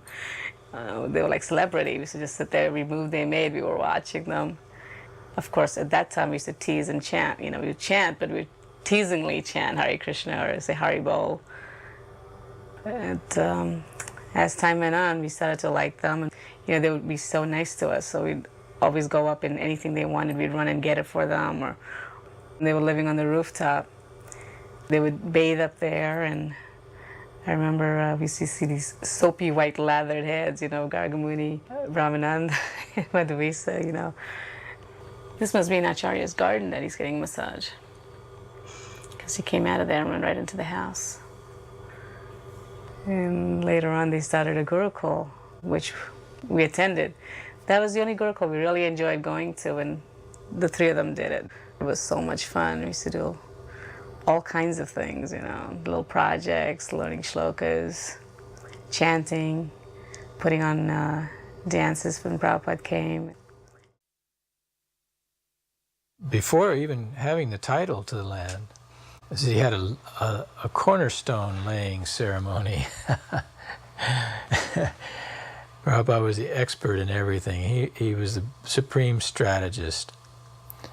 He said that if we install deities on the property, no one will take them down. This is not done in India. That this would give us further right to the land. So he conducted this cornerstone ceremony, and later, when the police did try to close down the deities, There was a public outcry which forced the situation towards Prabhupada's favor. But it was another year and a half from this cornerstone laying ceremony before Prabhupada actually acquired the deed to the land. But this was another maneuver Srila Prabhupada thought was important, to establish our right to the land by installing deities and having a very elaborate cornerstone laying ceremony. Prabhupada was teaching us all the time how to do business, how to manage our affairs. We were so innocent. We had no knowledge or experience in these kind of affairs, buying land, getting titles, and what to speak of in India, where things are 10 times more difficult than the West. I came after shaving my head, and then when I was asked by Brahmananda to go and see Srila Prabhupada, then when I walked in, he said, "Oh, now you look very nice." First he asked me where I was from. I said, "I'm from Holland." And then he asked me, "What is the use of decorating dead bodies?" And then I said, "No use." And he said, "Exactly." I said, "Don't waste your life in decorating dead bodies." I was an artist. I was a designer. I would make things, beautiful things. I was definitely a decorator, so I understood the hint. So he would say, "Don't waste your time on you know, making beautiful things for the wrong purpose." And then sort of immediately he hinted that Krishna has sent you here to design his temples. That's what the next thing he said. And tomorrow we have a ceremony here. It's called initiation ceremony, and then you will be initiated. And then he asked the secretary, he said, "Give him some paper and some pencil so he can start designing. And you can sit over there next to the secretary." So then he called Shamsundar and he asked him to give me the photos of the Radha Gopinath Mandir. So I got 20, 30 different photos, different shots that they had taken, and that is the temple he liked, and he wanted that type of temple to be built in Bombay. I knew enough about the movement that was a great honor, and I could hear the reactions around me that people went like, "Krishna, Krishna." They were making certain sounds that was like, this is quite unusual. And I was also told later on that they had no record that Prabhupada ever did that before. A guy walking in and give him initiation the next day. So I could feel, yes, there was something that gave me the energy, there was something that allowed me to do this that normally I probably wouldn't be able to do. That I could feel. What does it mean to be empowered? And when Prabhupada tells you, you are going to do this, and that it actually happens, then you believe for the rest of your life that it exists. In the same house, Prabhupada gave me a conch, left-handed conch. And he said, Kartikeya has been such a great host to us and is well-wisher and so generous to us. And he's given me this conch, which is supposed to bring a lot of wealth. And I want to give it to you. So he gave me the conch. And he said, I never expected to be able to do all this. I thought maybe we could just have some chanting, we could have a few devotees, but I never, and he referred to all the temple, all that.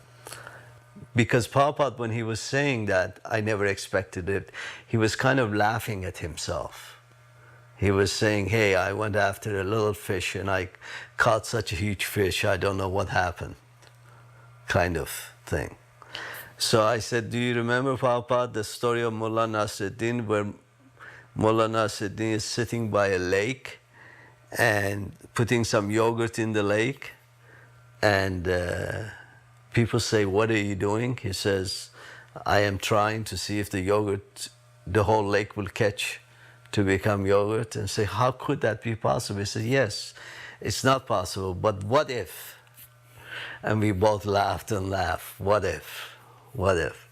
I said, yours was the same thing. You just what if, and it caught on, and he says, yeah, and we just laughed around that, and it was a very joyous time. The setting of the cornerstone of a temple is an extremely important thing. What happens is when this pit is established, it is actually protected by Anantasesha, which means that it's very well protected indeed.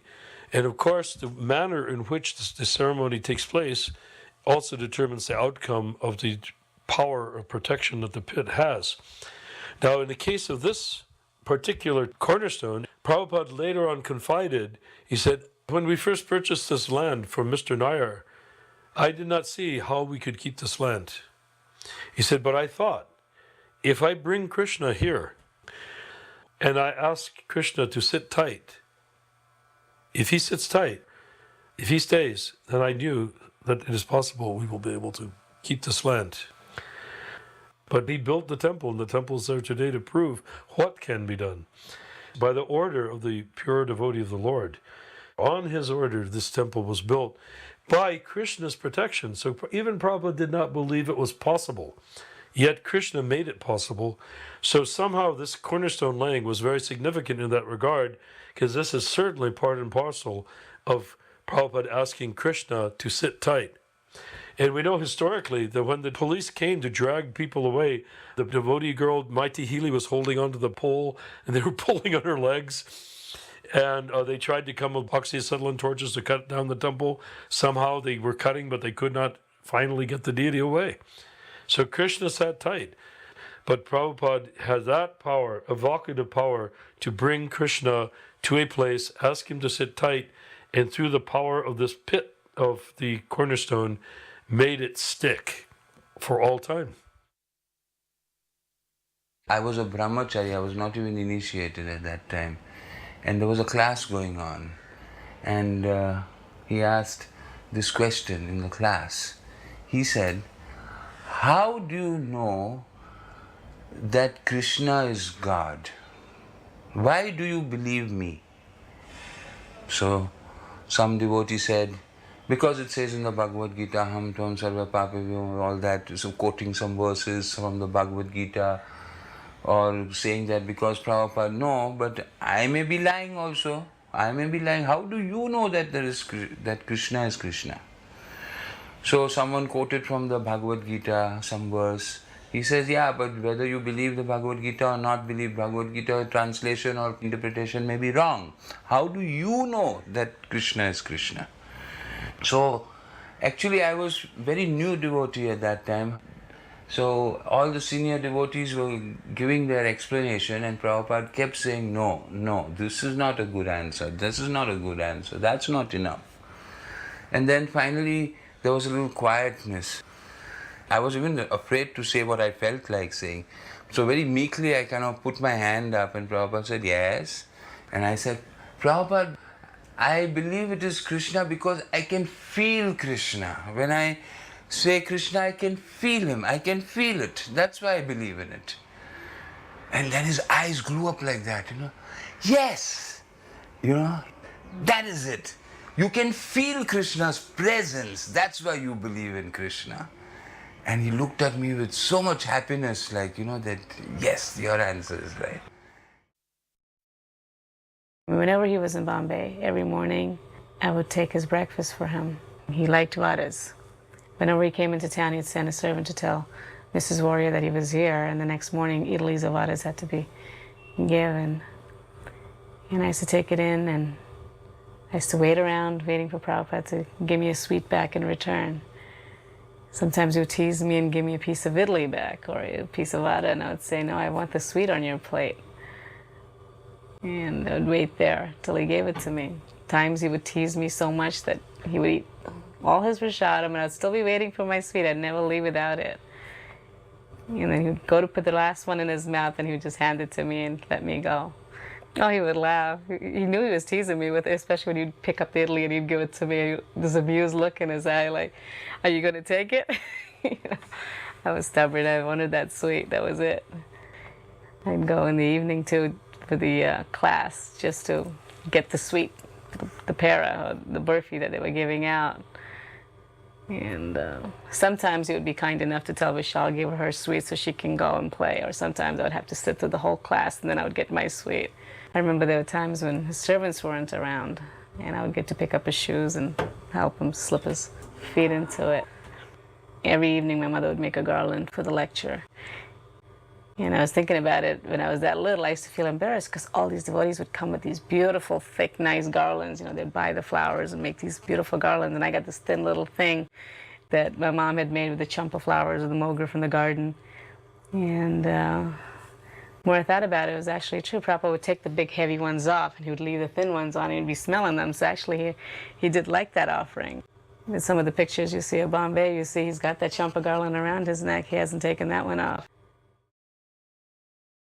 The morning walks were very informal. It's like pretty much whoever wanted to go could go. And a lot of times the devotees were so sick, most of them were under their mosquito nets when Prabhupada took his morning walk. And so I remember one morning, Prabhupada was just taking off for his walk. And so Brahmananda, Narnarayan, myself, and Srimati trailed along after him. We came to the gates, those big wooden gates at the front of the property, and they were closed. You know, and this was after Mangal Arti. And Prabhupada became livid. He was so angry. He said, "Why are these gates closed? I've told you these gates must be kept open for Mangal Arti so the villagers can come." He said, "Do you think this Mangal Arti is just for you? No, it's for everyone. You think this Krishna consciousness is just for you?" You know, he was very angry that we were being so self-centered and not thinking about the welfare of the neighboring people.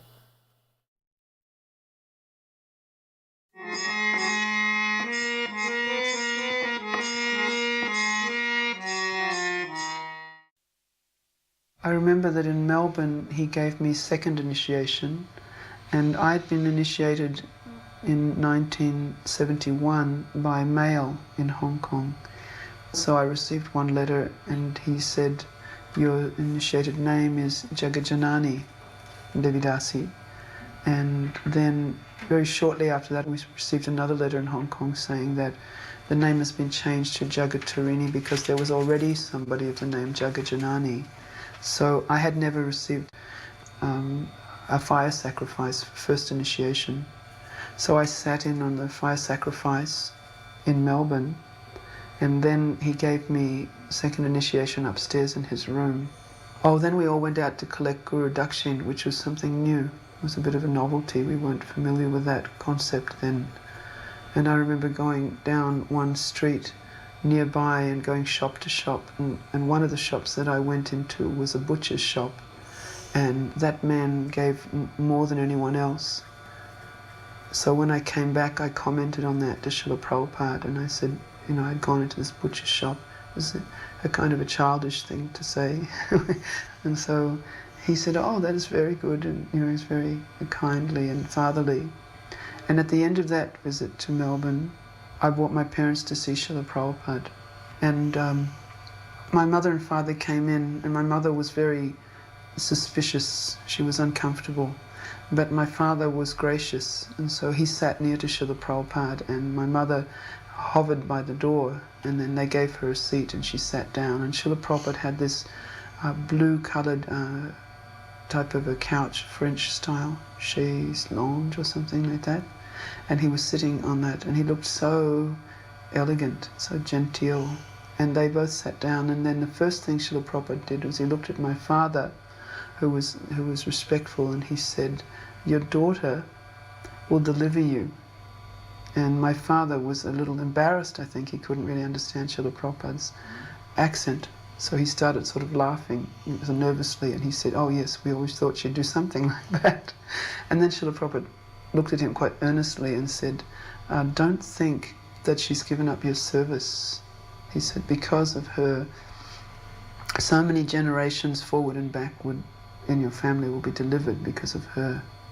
And he went on to explain to him that he had gone so many places in the world, and wherever he went, people thanked him for what he had done for their children, and he'd saved them from so many vices and so forth. And my father was very gentle, and so he was respectful. And afterwards, Srila Prabhupada turned to me and said, "Your father is a gentleman." And then my mother, who was also very pious in that sense, but she was nervous.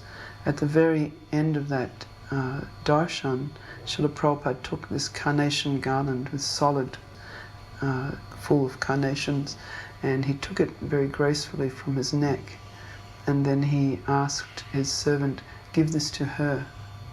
And so they handed her this garland, and she was so taken aback. He was so charming, and she didn't know what to say, and she took that garland home and put it into on a plate of water and kept it as on like a vase, in some way, kept it and preserved it as long as she could in appreciation for that visit with him. This is a lecture Srila Prabhupada's giving at the town hall in Melbourne, Australia. In 1972, the devotees had gone to Melbourne after they had established the temple in Sydney, and they have become quite popular in Melbourne because of elaborate street sankirtan that was performed every day by the devotees in downtown Melbourne. Charu and Bhai Bobby were there, and Upananda was there, and there was a whole crew of, we called them the ecstasy crew. The ecstasy crew were people that didn't get initiated, but they religiously showed up every day for Sankirtan in downtown Melbourne. So right in the same street where the Melbourne Town Hall was located, the devotees were chanting up and down every day. So when Prabhupada arrived and they had Prabhupada's lecture at Melbourne Town Hall, it was quite widely publicized, and many of the people that had been seeing us on the street every day were there. And there was some hippie gurus that came to see Srila Prabhupada, some famous hippie gurus in Melbourne, and everyone thought that this one hippie guru who would stand on a soapbox every day in downtown Melbourne and various places and preach his own hedonistic philosophy, and he was very quick-witted, so everyone thought that he would come and be able to challenge Srila Prabhupada. So many of his followers came that night also, but Srila Prabhupada quickly philosophically defeated him and humbled him, and he came forward at the end of the lecture and chanted and danced with all of the disciples of Srila Prabhupada. And Prabhupada was very adept at defeating the impersonalists and the hedonists, and this Melbourne Town Hall lecture was quite a grand success for the devotees. It was a large turnout. There was over 2,000 people that came to that, and so it was quite amazing. For this universe is called Chaturdas Bhuvan, 14 planetary systems. This is called Bhulok. Above this there is Bhuvanlok. Above that there is Janalok. Above that there is Mahalok. Above that there is Satyalok. Above that there is Brahmalok, the highest planetary system. Similarly, down also we have got Tal, Atal, Talatal, Nital, Patal, Rasatal. This information we get from Vedic literature. 14 worlds. Each and every universe is consisting of these 14 planetary systems. And there are innumerable universes. That we also get information from Brahma Samhita. Jasa prabha prabhavatu jagadanda koti. Jagadanda koti. Jagadanda means this universe is a big, I mean to say, volume, just like pond of egg. Everything, every planet is just like egg.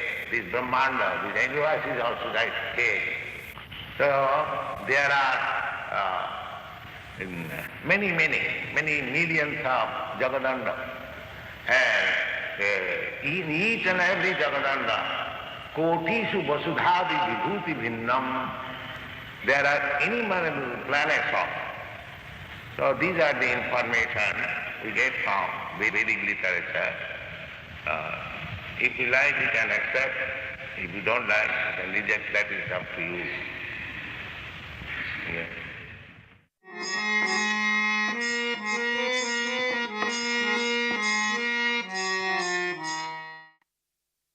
I was in a Vancouver temple and I heard that Srila Prabhupada was coming to LA, and I never seen Prabhupada before, so I got very excited and I asked Bahudak, which was the temple president, that I wanted to go meet Prabhupada, and he said, if you want to please Prabhupada, you stay here. So I said, okay, Prabhu.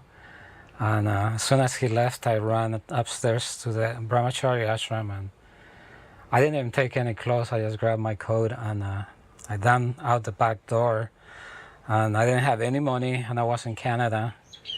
And so I started hitchhiking, went across the border, got across almost to the end of Washington State the first night, and Prabhupada is arriving the next day around 4 o'clock in LA. So I think it's about 1,000 miles away from LA. As soon as the sun came up, I started hitchhiking. And the first car that came over was a brand new Corvette. And this guy was an Air Force pilot. And he said, where are you going? And I go, I'm going to LA. And he said, jump in. And amazingly enough, he was driving about 120 miles an hour. It was great. It was fun. To make a long story short, he dropped me 2 blocks from the temple from LA.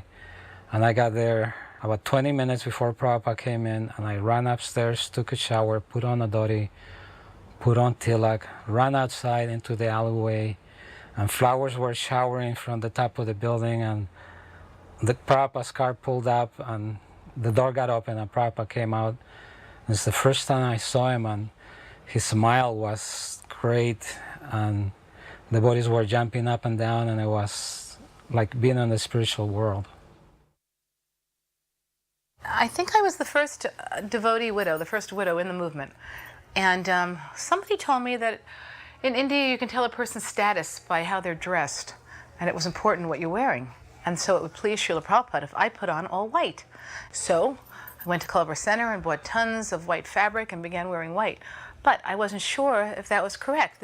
We were new at everything. You know, nobody knew much about Vedic culture.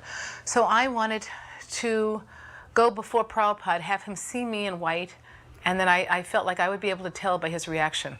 Maybe he would say something or give me a nod or something, make a comment. So I was determined that Prabhupada would see me wearing a white sari. Every time Prabhupada would come to LAX airport, as soon as he walked through the terminal, if you said your obeisances and you really said the full prayer, by the time you stood up, you didn't even get a glimpse of him, especially if you were in a female body, because all the guys would stand in front of you, and you didn't get to see Srila Prabhupada. So I formulated a plan, and I didn't tell anyone. It was my big dream, my big secret, that the next time he was coming to LAX, I would wait at the bottom of the escalator with my daughter, and all the way down the escalator, he might only see me, and he might say something. So that's what I did. I dreamt about it. I planned it. I couldn't wait. And sure enough, I heard he's coming to Los Angeles again. So I did exactly that. I dressed up my daughter. We waited at the bottom of the escalator. It was difficult because the big tumult was upstairs, the big kirtan, but I stood there. And just as it went in my dreams, he came down the escalator, and there was me and Nimai, and he stopped at the bottom of the escalator.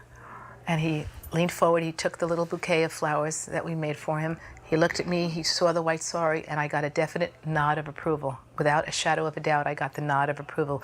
A very pleased nod. And that one nod, the power of Prabhupada's nod, kept me in white for 18 and a half years because of that nod. Meanwhile, what was humorous is the escalator kept going, and so all the sannyasis that were right behind him were getting squished like an accordion. We were always told that Srila Prabhupada's favorite flower was the yellow rose. So I brought one to the airport to give to him. So he steps off of the mover and comes to the firm ground, and I'm standing there right in front of him. And he looks at me right in the eyes, and I hand him the rose. He takes the rose and gently nods his head and walks on. And for that one moment also, the kirtan, all the devotees and chanting, it just seemed to just be a moment of silence that I got to share with Srila Prabhupada. And just one moment in time that Srila Prabhupada accepting a gift from me lasts a lifetime. Because all the devotees were coming back from the airport. And I remember meeting Prabhupada's feet before meeting Prabhupada. I just remember him walking by as he was coming into the temple room and just seeing his feet walking. And I just remember that there was so much light around his feet. And I could kind of see Prabhupada as, you know, a great, huge being, because I was looking up from the floor at him.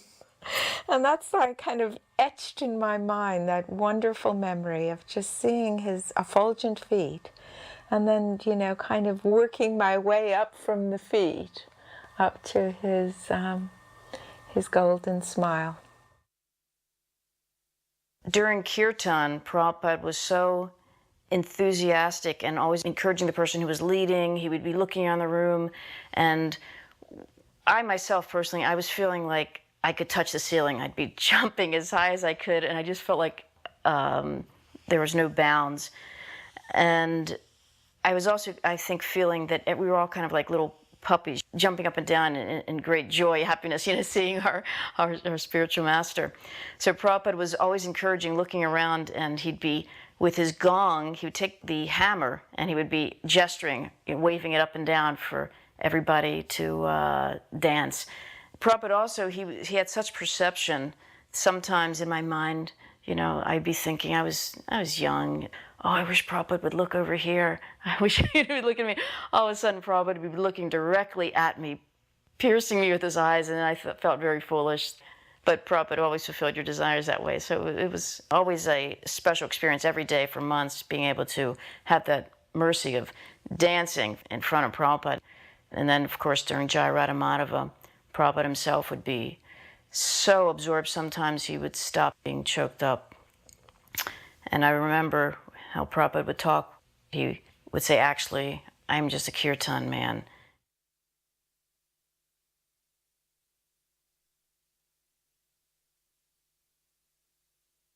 One time we were on the beach walking like this and crabs were going out. And the crabs were running into the water as it was coming in. So Prabhupada indicated that they had a relationship. And he was explaining that a big elephant cannot go against the waves of the sea, even though he's so strong. But a little fish can swim out against the waves, and the reason is because the fish has an intimate relationship with the sea. So in the same way, a devotee, he can surpass all others because of his intimate relationship with Krishna. He can do things that non-devotees cannot accomplish. In Los Angeles, I would take Prabhupada out for his morning walk. And one day he would go to Venice Beach, and one day he would go to Cheviot Hills Park, a big beautiful park with a golf course.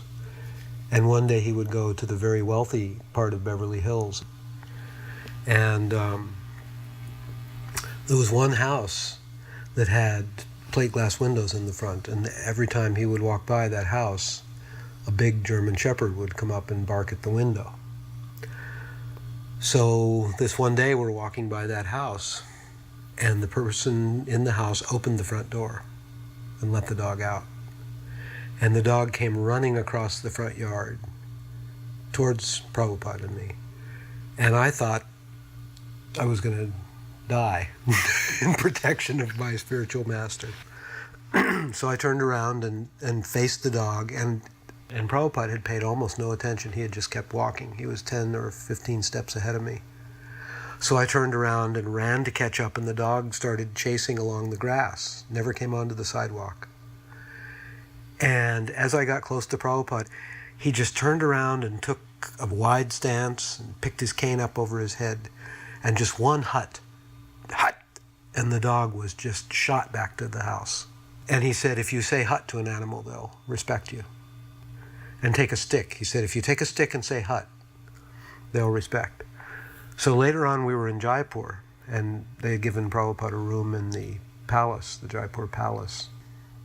And one of the big monkeys, the langurs, had torn the door off the kitchen and eaten all the boga. So they replaced the door, and I was in Prabhupada's room on a day that just happened to be filled with a lot of people, including influential Indian guests. And we kept a stick inside the back door. All of a sudden there's a noise outside. You can hear this door rattling. And I look out the screen and there's a monkey trying to take the door off the kitchen. So I picked up the stick, remembering the dog, remembering Prabhupada's example, and went out and got 6 feet or 8 feet away from the monkey. And as he heard me come, he turned around and stood up. And as he stood up, I lifted the stick up and went, hut! And he looked at me and he puffed his chest up and he bared his teeth and he growled and he started walking towards me. And I turned around and ran back in Prabhupada's room.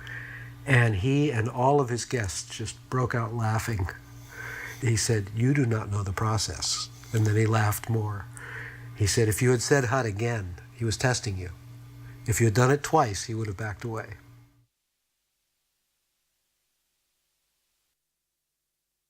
A couple of days a week you were at the incense factory. A couple of days you were on Sankirtan.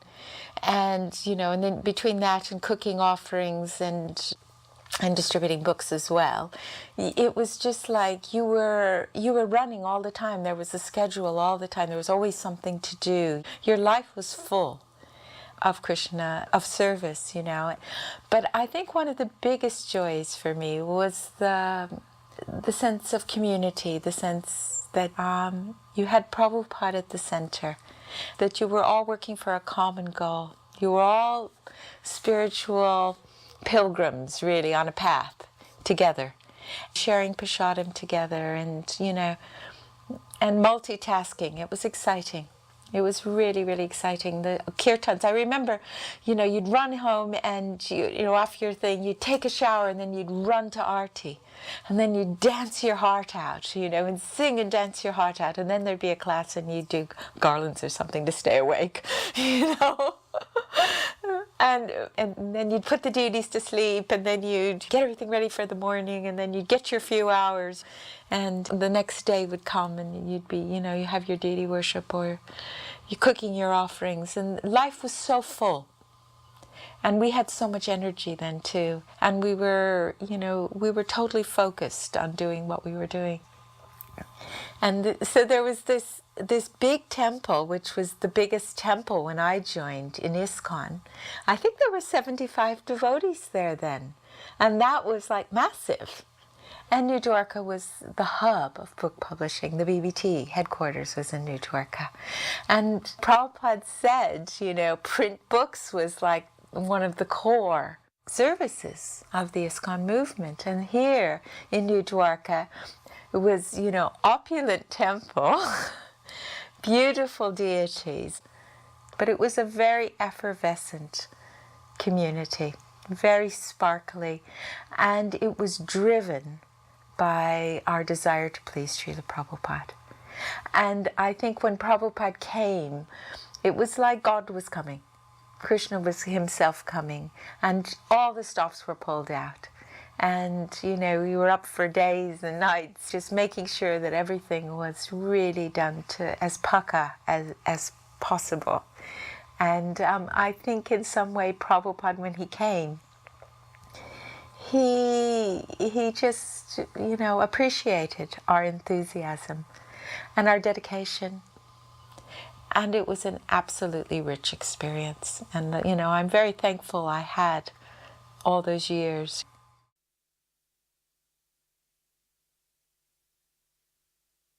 Somebody coming to the Sunday Feast program in Los Angeles owned a 16mm camera and was a film student, and apparently approached Karandar about filming Srila Prabhupada.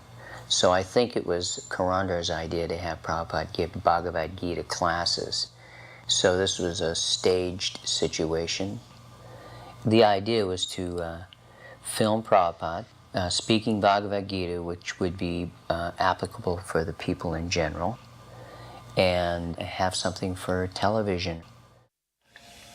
I shall speak on Bhagavad Gita as it is. The purpose of saying Bhagavad Gita as it is explained that there are many editions of Bhagavad Gita. They are interpreted in their own way, giving up the spirit of Bhagavad Gita. So this particular name, as it is, significant. Perhaps there is no other edition of Bhagavad Gita where it is written as it is.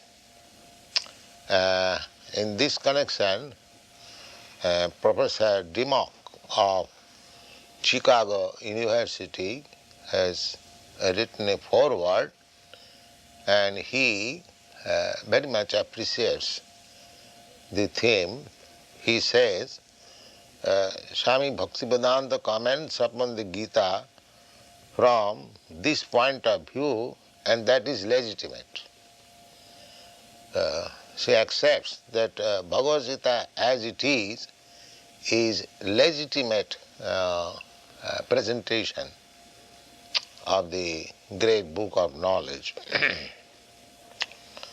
And he also says, more than that, in this translation, the Western reader has the unique opportunity of seeing how a Krishna devotee interprets his own text. So, about Krishna, the devotees actually can interpret about Krishna book. Others, if they are not devotee, how they can interpret on Krishna? Just like a member of a family can say very nicely about the head of the family, how outsiders can say about the family. That is not possible. Similarly, about Krishna, a Krishna devotee can speak nicely, not others. Others have no right to speak about Krishna. And Krishna also admits Arjuna as the right student of Bhagavad Gita. In the beginning, Krishna says that I have selected you as my student because you are my friend and you are my devotee. So, in other words, we can understand that Bhagavad Gita can be understood who has intimate relationship with Krishna. Just as Krishna says, you are my dear friend. That is intimate relationship with Krishna. And without becoming a devotee, nobody can be intimately related with Krishna. These are the factors to be understood. So, this Bhagavad Gita was spoken 5,000 years ago to Arjuna in the battlefield of Kurukshetra, and the science of understanding God is there in this Bhagavad Gita. Bhagavad Gita is the science of God. Everything has got some science, scientific book to understand that particular subject matter. Similarly, there are different types of concept of God. Generally, they take it as an idea, but we don't take it as idea. We take God as concrete fact. Just like you are seeing me, I am seeing you. This is concrete fact. Similarly, a God can be seen by you, and God is already seeing you. There is no doubt about it. But you can see also God. So that process we have to understand, how to see God. That process is mentioned in all the Vedic scripture. That is called Bhakti Yoga, that process. Krishna also says in the Bhagavad Gita, Bhaktya mam abhijanati javan jasyami tatat. If anyone wants to know Krishna, what he is, then one has to accept the process of Bhakti Yoga. There are different types of yogas. Yoga means linking oneself with the Supreme Personality of Godhead. So, speculative yoga will not help us. You have to take concrete yoga. Concrete yoga is Krishna consciousness. So,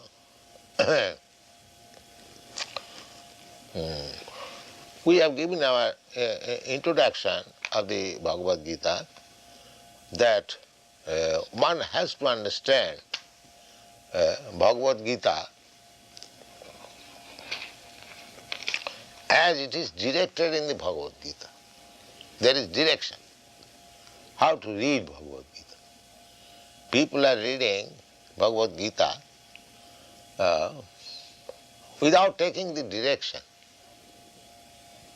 This we have explained in the manner that if you take some medicine, there is some direction on the bottle, that this is the dose. You take so many drops, so many times, that is direction. Similarly, for understanding Bhagavad Gita actually, you have to accept the direction as given by the author himself, Krishna. He says that long ago, some 40 millions of years ago, he first spoke this Bhagavad Gita to the sun god. And sun god transmitted the knowledge to his son Manu. And Manu transmitted the knowledge to his son Ikkaku. Imam vivassati yogam praktavan aham abhayam. Vivashan manave praha manu Ikkaka vibravit. So, the Rajarshis, they are all kings. Manu is king, Maharaj Ikkaka is also king, and the sun god Vivashan, he is also king. He is the king of the sun planet, and his grandson Ikkaku became the king of this planet, Maharaj Ikkhaku, and in this dynasty, which is known as Raghuvansha, Lord Ramchandra appeared.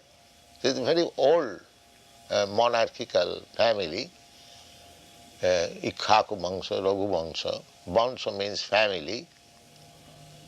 So formally, the kings, the head of the administrative executive, they used to learn the thesis or the injunction given by God, because a king is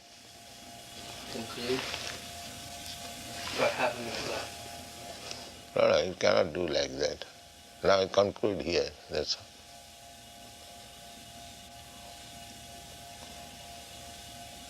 Actually, we should just change over. We can change loads, we can pick up right there from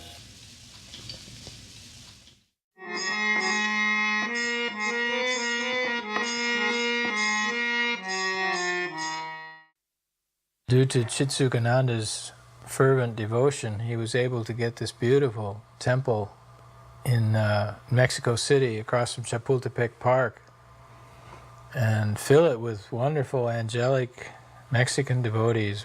Prabhupada was very inspired and impressed by the Mexico City yatra. When he was there in Mexico, he talked a lot about the relationship between Catholicism and Krishna consciousness, that at heart there is no difference. He was struck, though, how the agony of Christ went against the grain of Vaishnavism. I remember one time in Mexico there, Prabhupada was resting in a room at a life member's home or something, and on the wall was a crucifix, Jesus in agony on the cross. I'd closed the door so Prabhupada could rest, and about a half an hour later I heard his bell ring, and I opened the door. He was sitting on the end of his bed looking at this crucifix on the wall. There were tears streaming down his eyes. And he said, "Just see, they have killed their spiritual master so that they can continue sinning. Please remove this from the room." And he had me take it out of the room. I recall when Srila Prabhupada was invited to give an interview at a television station. And when Srila Prabhupada was greeted by the host of the show, who was one of the most popular hosts of any television show in Mexico, Srila Prabhupada was so humble. He was like a child. When the interviewer shook his hand to greet him, Srila Prabhupada smiled back at him with so much humility it practically melted my heart.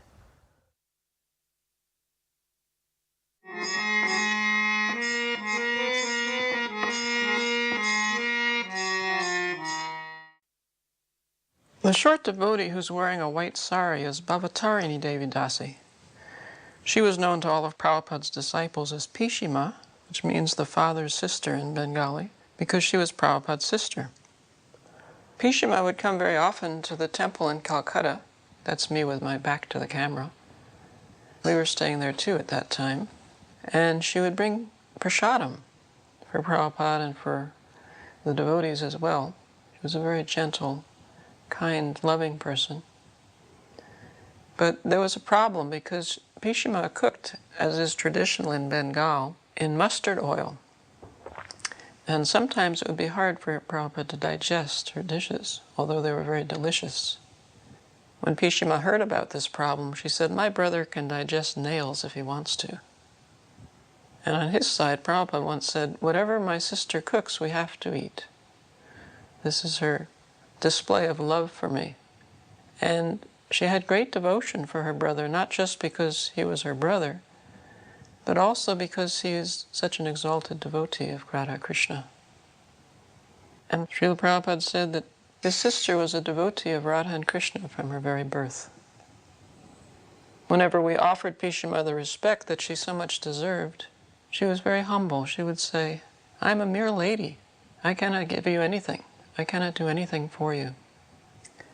Quite often under her sari, she would carry a bottle of Ganga water or Jamuna water, and she would liberally sprinkle the devotees around her with this water, which was great fun, except for me because I usually had a camera with me. I would have to hide my camera under my sari when she pulled out her Ganga Jal. That first Rath Yatra I have seen that is led by ISKCON Calcutta. That time I am reading in university, Calcutta University. I am a student. I was not initiated that time, but I am the follower of this movement. And among the family members, Prabhupada's family member, Pisima, myself and my sister Jolatola. Then there are not so many Bengali people, because that time Bengali people, they're thinking, oh, these people are foreigners, because it is very new thing to them. How this could possible? Being a foreigner, they're shaving their head, they're worshipping our deity, they're suspecting something. But how Prabhupada is merciful. The first publicity we got, front page in all the newspaper.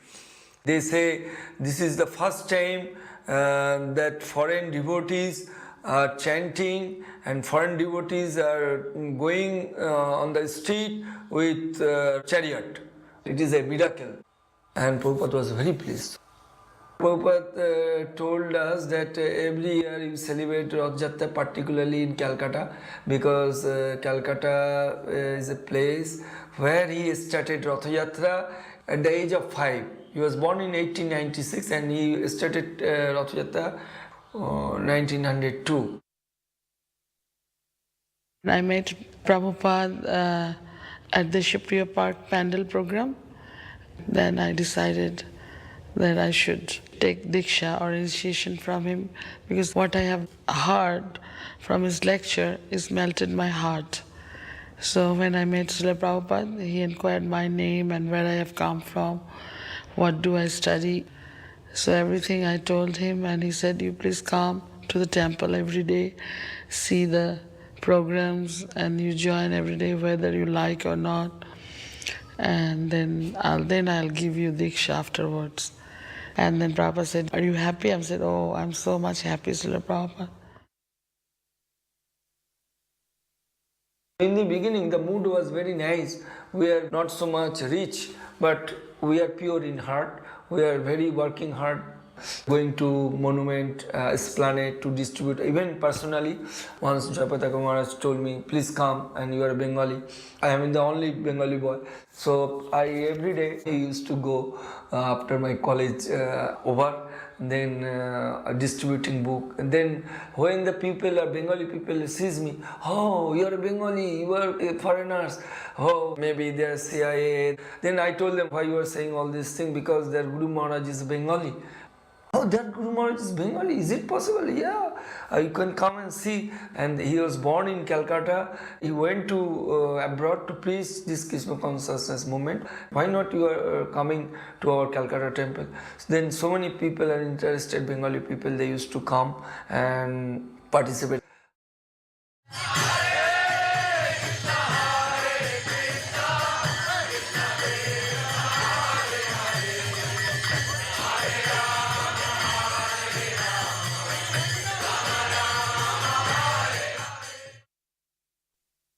I was a new devotee then, and I was very doubting, skeptical.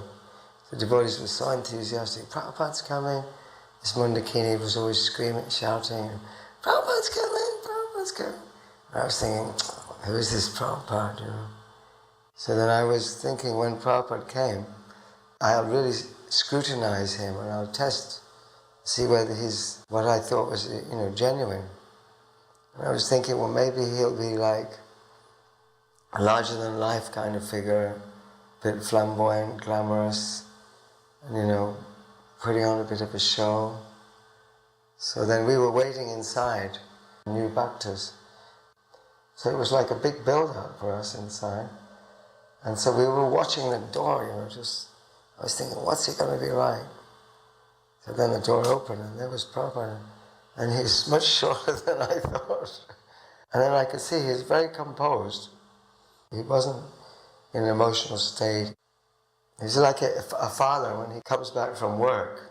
When he returns home, he like puts the key in the door and then he walks in. And then it's like normal for him. He seemed like the most normal person. And I was surprised by that. I thought that if he was putting on some act, he wouldn't have acted like that. He seemed very genuine. I was pleased by that. He passed my test. I was expecting him to see him put on some kind of act. And then he went in sat on the Vyasasana after paying obeisances to the deities. And I thought, well, what's he going to say? Because I've been reading Prabhupada's books. And then I thought, wow, he's only saying exactly what's in the books. So then again he passed the test. He didn't try to say anything new or invent something special. He kind of passed my test in a way that I wasn't expecting. So I was satisfied. In 1972 I was a temple president in London, and Srila Prabhupada noticed that there were so many boys and girls staying in the temple.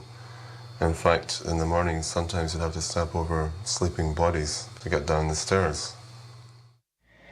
And we needed space to expand.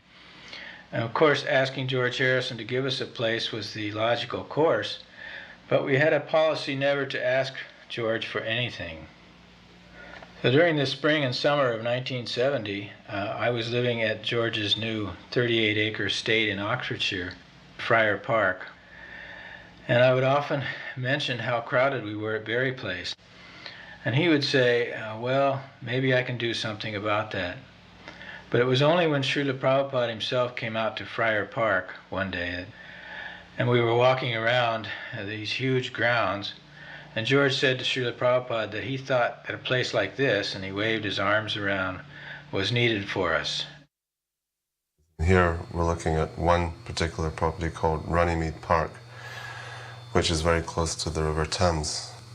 And so when George saw the place, and it hadn't been occupied for some years, and it was quite overgrown, he said this should be called Runny Down Park, because it hadn't been maintained for so long. When I was a kid, I used to like to go, just in the countryside. I've always liked nature, the woods or the ocean or, gardens and natural things. I'm unhappy about the world being concreted over and all the forests chopped down and the air polluted. I'm very unhappy about that, but I have a long-term view, which is all things must pass. I mean, before it used to be maybe they're going to blow us up with H-bombs. But even that, I thought, it don't really matter. They can't destroy what's within ourselves. Krishna said, there's no time when we didn't exist, and there'll be no time when we cease to exist. The only thing that changes is the body. But the music really was the key that opened the door into the yoga and the yogic philosophy and the Vedic scriptures, which is really the foundation of everything. It gave some sort of backbone to my life. So I often had the chance to drive Prabhupada from the temple to the park where he was going to walk in our Ford Transit Sankirtan van. And he would sit in the front seat, chant japa quietly. Sometimes he would be reciting Shikshastakam in a barely audible voice, Cheto Darpana Marjanam, like that. He would sing it to himself. I remember once we were walking in Hyde Park, and there was a big group of devotees, and they're all chanting japa, so it made quite a bit of noise. And there was some bum sleeping on a park bench. So he was woken up by this, and then he saw this big crowd of devotees bearing down on him, and he was a bit sort of frightened or freaked out. And the Prabhupada said, "Good morning," in a very polite way, and then he responded. One morning in Russell Square, Prabhupada told the story of the yogi and the mouse, and he really got into it, and he started acting out the parts. And we all stopped, and he was entertaining us with the story. And finally, when he got to the sort of the punchline, when the mouse has been transformed into a cat and then a dog, and finally the mouse is a tiger, and turns towards the yogi, and Prabhupada acted the part of the tiger, and his eyes became very big. He said, "Oh, now I will eat you." And then the yogi said, "Again become mouse." The way he acted out the part, his eyes became so big and wide. Prabhupada was such a wonderful entertainer. And one morning there was a couple of big swans. They were on the bank, and when the group came around, they retreated into the water. And Prabhupada said, "See, they feel safe when they take shelter of the water." Similarly, a devotee, takes shelter of Krishna and feels safe. Another morning, Prabhupada's servant had broken off some twigs for him to use as a toothbrush. And this was in Regent's Park. And his servant returned to the group, pursued by a park attendant who was very upset that he'd broken the twigs off. And somehow the incident was diffused, but Prabhupada was disgusted. He said, either directly to the attendant or to us, he said, "You came to India for 200 years, you exploited and stole so many things from our country, and you wouldn't even let us take a twig from your park."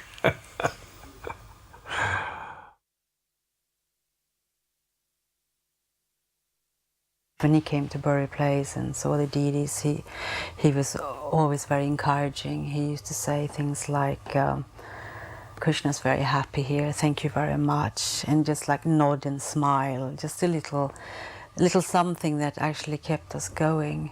And one time when he came, he was saying that when the deities are beautifully decorated, your heart becomes beautifully decorated. And when your heart is beautifully decorated, then very soon you will see Krishna. They're making a new Vyasasan, so I've been requested to upholster that Vyasasan. So most devotees went off to the airport to meet Prabhupada, welcome Prabhupada, but we were still trying to finish this thing up before he arrived, so we managed to get it in the temple room, and it was green with gold trim around it. So Prabhupada came, and immediately everyone was offering his obeisances, and I was completely overwhelmed. I'd never seen such a personality. Immediately I had extreme emotions of crying and stuff, and I was quite overwhelmed. Then we went in, Prabhupada took darshan, he sat down on the Vyasasan and started giving a lecture. And then just as he finished the lecture, he mentioned something about the Vyasasan, "Oh, this is very nice." And then he went upstairs. And as soon as he got there, it seemed like, just arrived. And then immediately somebody said, "Oh, Prabhupada saying something about the Vyasasan, you should go up there." So I went up, and Prabhupada said, "I want 2 more Vyasasans."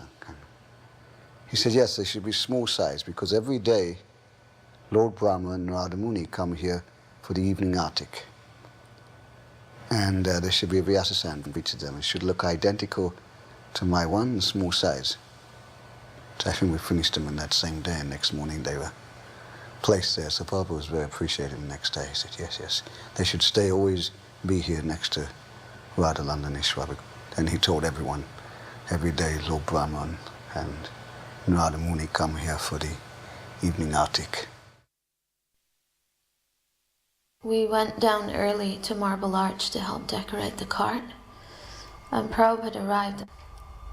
Just again, when he stepped out of the car, the devotees just took off, they just left the ground, and there was such incredible joy on everyone's faces and such a feeling of safety and security being around Prabhupada. And he sat on the cart that year, he didn't dance. And I just stayed by the Rath Yatra cart, by the rope, just in front of Prabhupada's Vyasasan on his right side. And I don't think I ever looked forward in that Rath Yatra. I think I just looked at Prabhupada the whole way. I was really fascinated by him, because I was still pretty young. I was just turned 17. When Prabhupada would ask if there were any questions at the end of the class, I'd never put my hand up, because I always felt that everything he said was fairly straightforward, everything made sense. But one morning, he began to talk about a golden age, about a Vedic age, which had ended 5,000 years ago. And he described that there was only one language, one culture, and one religion throughout the whole of the world. And I'd never heard this before, and I'd been very interested in history. And I had quite a hard time sort of taking this in, because it seemed to me that if that was correct, then the professors would be teaching this in the universities, and it would be appearing in the historical textbooks. But it sort of shook my faith a little in Krishna consciousness, in that it just didn't make sense to me. So I decided that I would investigate this myself, and I started to do that over the following years, and I discovered, to my surprise, that there was a great deal of information, and that everything that Prabhupada was saying, there is evidence for. And I've since spent 30 years actually just studying this very point. When Prabhupada first came to England, there was a press conference arranged by Apple. One of the newspaper reporters asked Prabhupada, what have you come here to teach? And Prabhupada said, I've come to teach what you have forgotten, that is all. And actually what Prabhupada has brought back to England, we can definitely say is exactly the same as existed here previously. All the Vedic gods were worshipped here. The language is from Sanskrit. The priests of Britain totally correspond to the Brahmins of India. They perform fire yajnas. They divided their society into 4 spiritual and 4 social orders. There are dozens and dozens of parallels. And it's quite amazing that Prabhupada gave that answer. What he has brought is actually what we have forgotten, even in this country of Britain. Just to note the triumphal look on Prabhupada's face and his whole manner, look at that regal bearing. He's been to his Ratha Yatra in London. He's the king.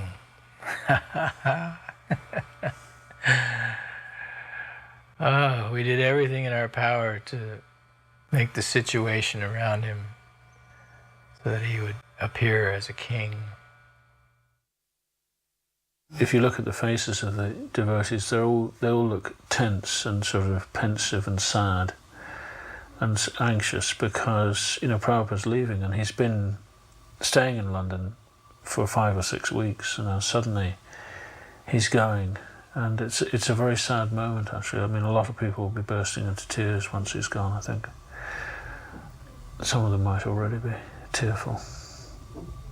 And when Prabhupada's around for a few weeks, a month or 2 or 6 weeks, you start to sort of, just a little bit, you start to get used to take him for granted a bit. And I remember I used to think, this is Krishna's punishment. He's taking Prabhupada away because we're not appreciating him enough. We went with him right up to the passport barrier, but we couldn't go with him any further. We're seeing the public faces of Prabhupada in these videos, but the private moments with Prabhupada in his rooms were, of course, the most attractive to the devotees. Those were not captured in film so much. But the end of the day or early in the morning, sitting in Prabhupada's room while he discussed the daily activities, or giving our reports at the end of the day of what we had accomplished during the day, these were the most delightful moments with Prabhupada, most intimate and surprising moments. Prabhupada never, for a moment, was predictable in any way. Everything he did and said was a complete surprise. In all the years that I used to open the door to his room and go in, I never, ever lost that feeling of slight anxiety when I opened the door, that I couldn't predict what was going to happen. I knew it would be wonderful, and it would be a total surprise. But you could never tell what the spiritual master was going to do or say. Goodbye, Prabhupada.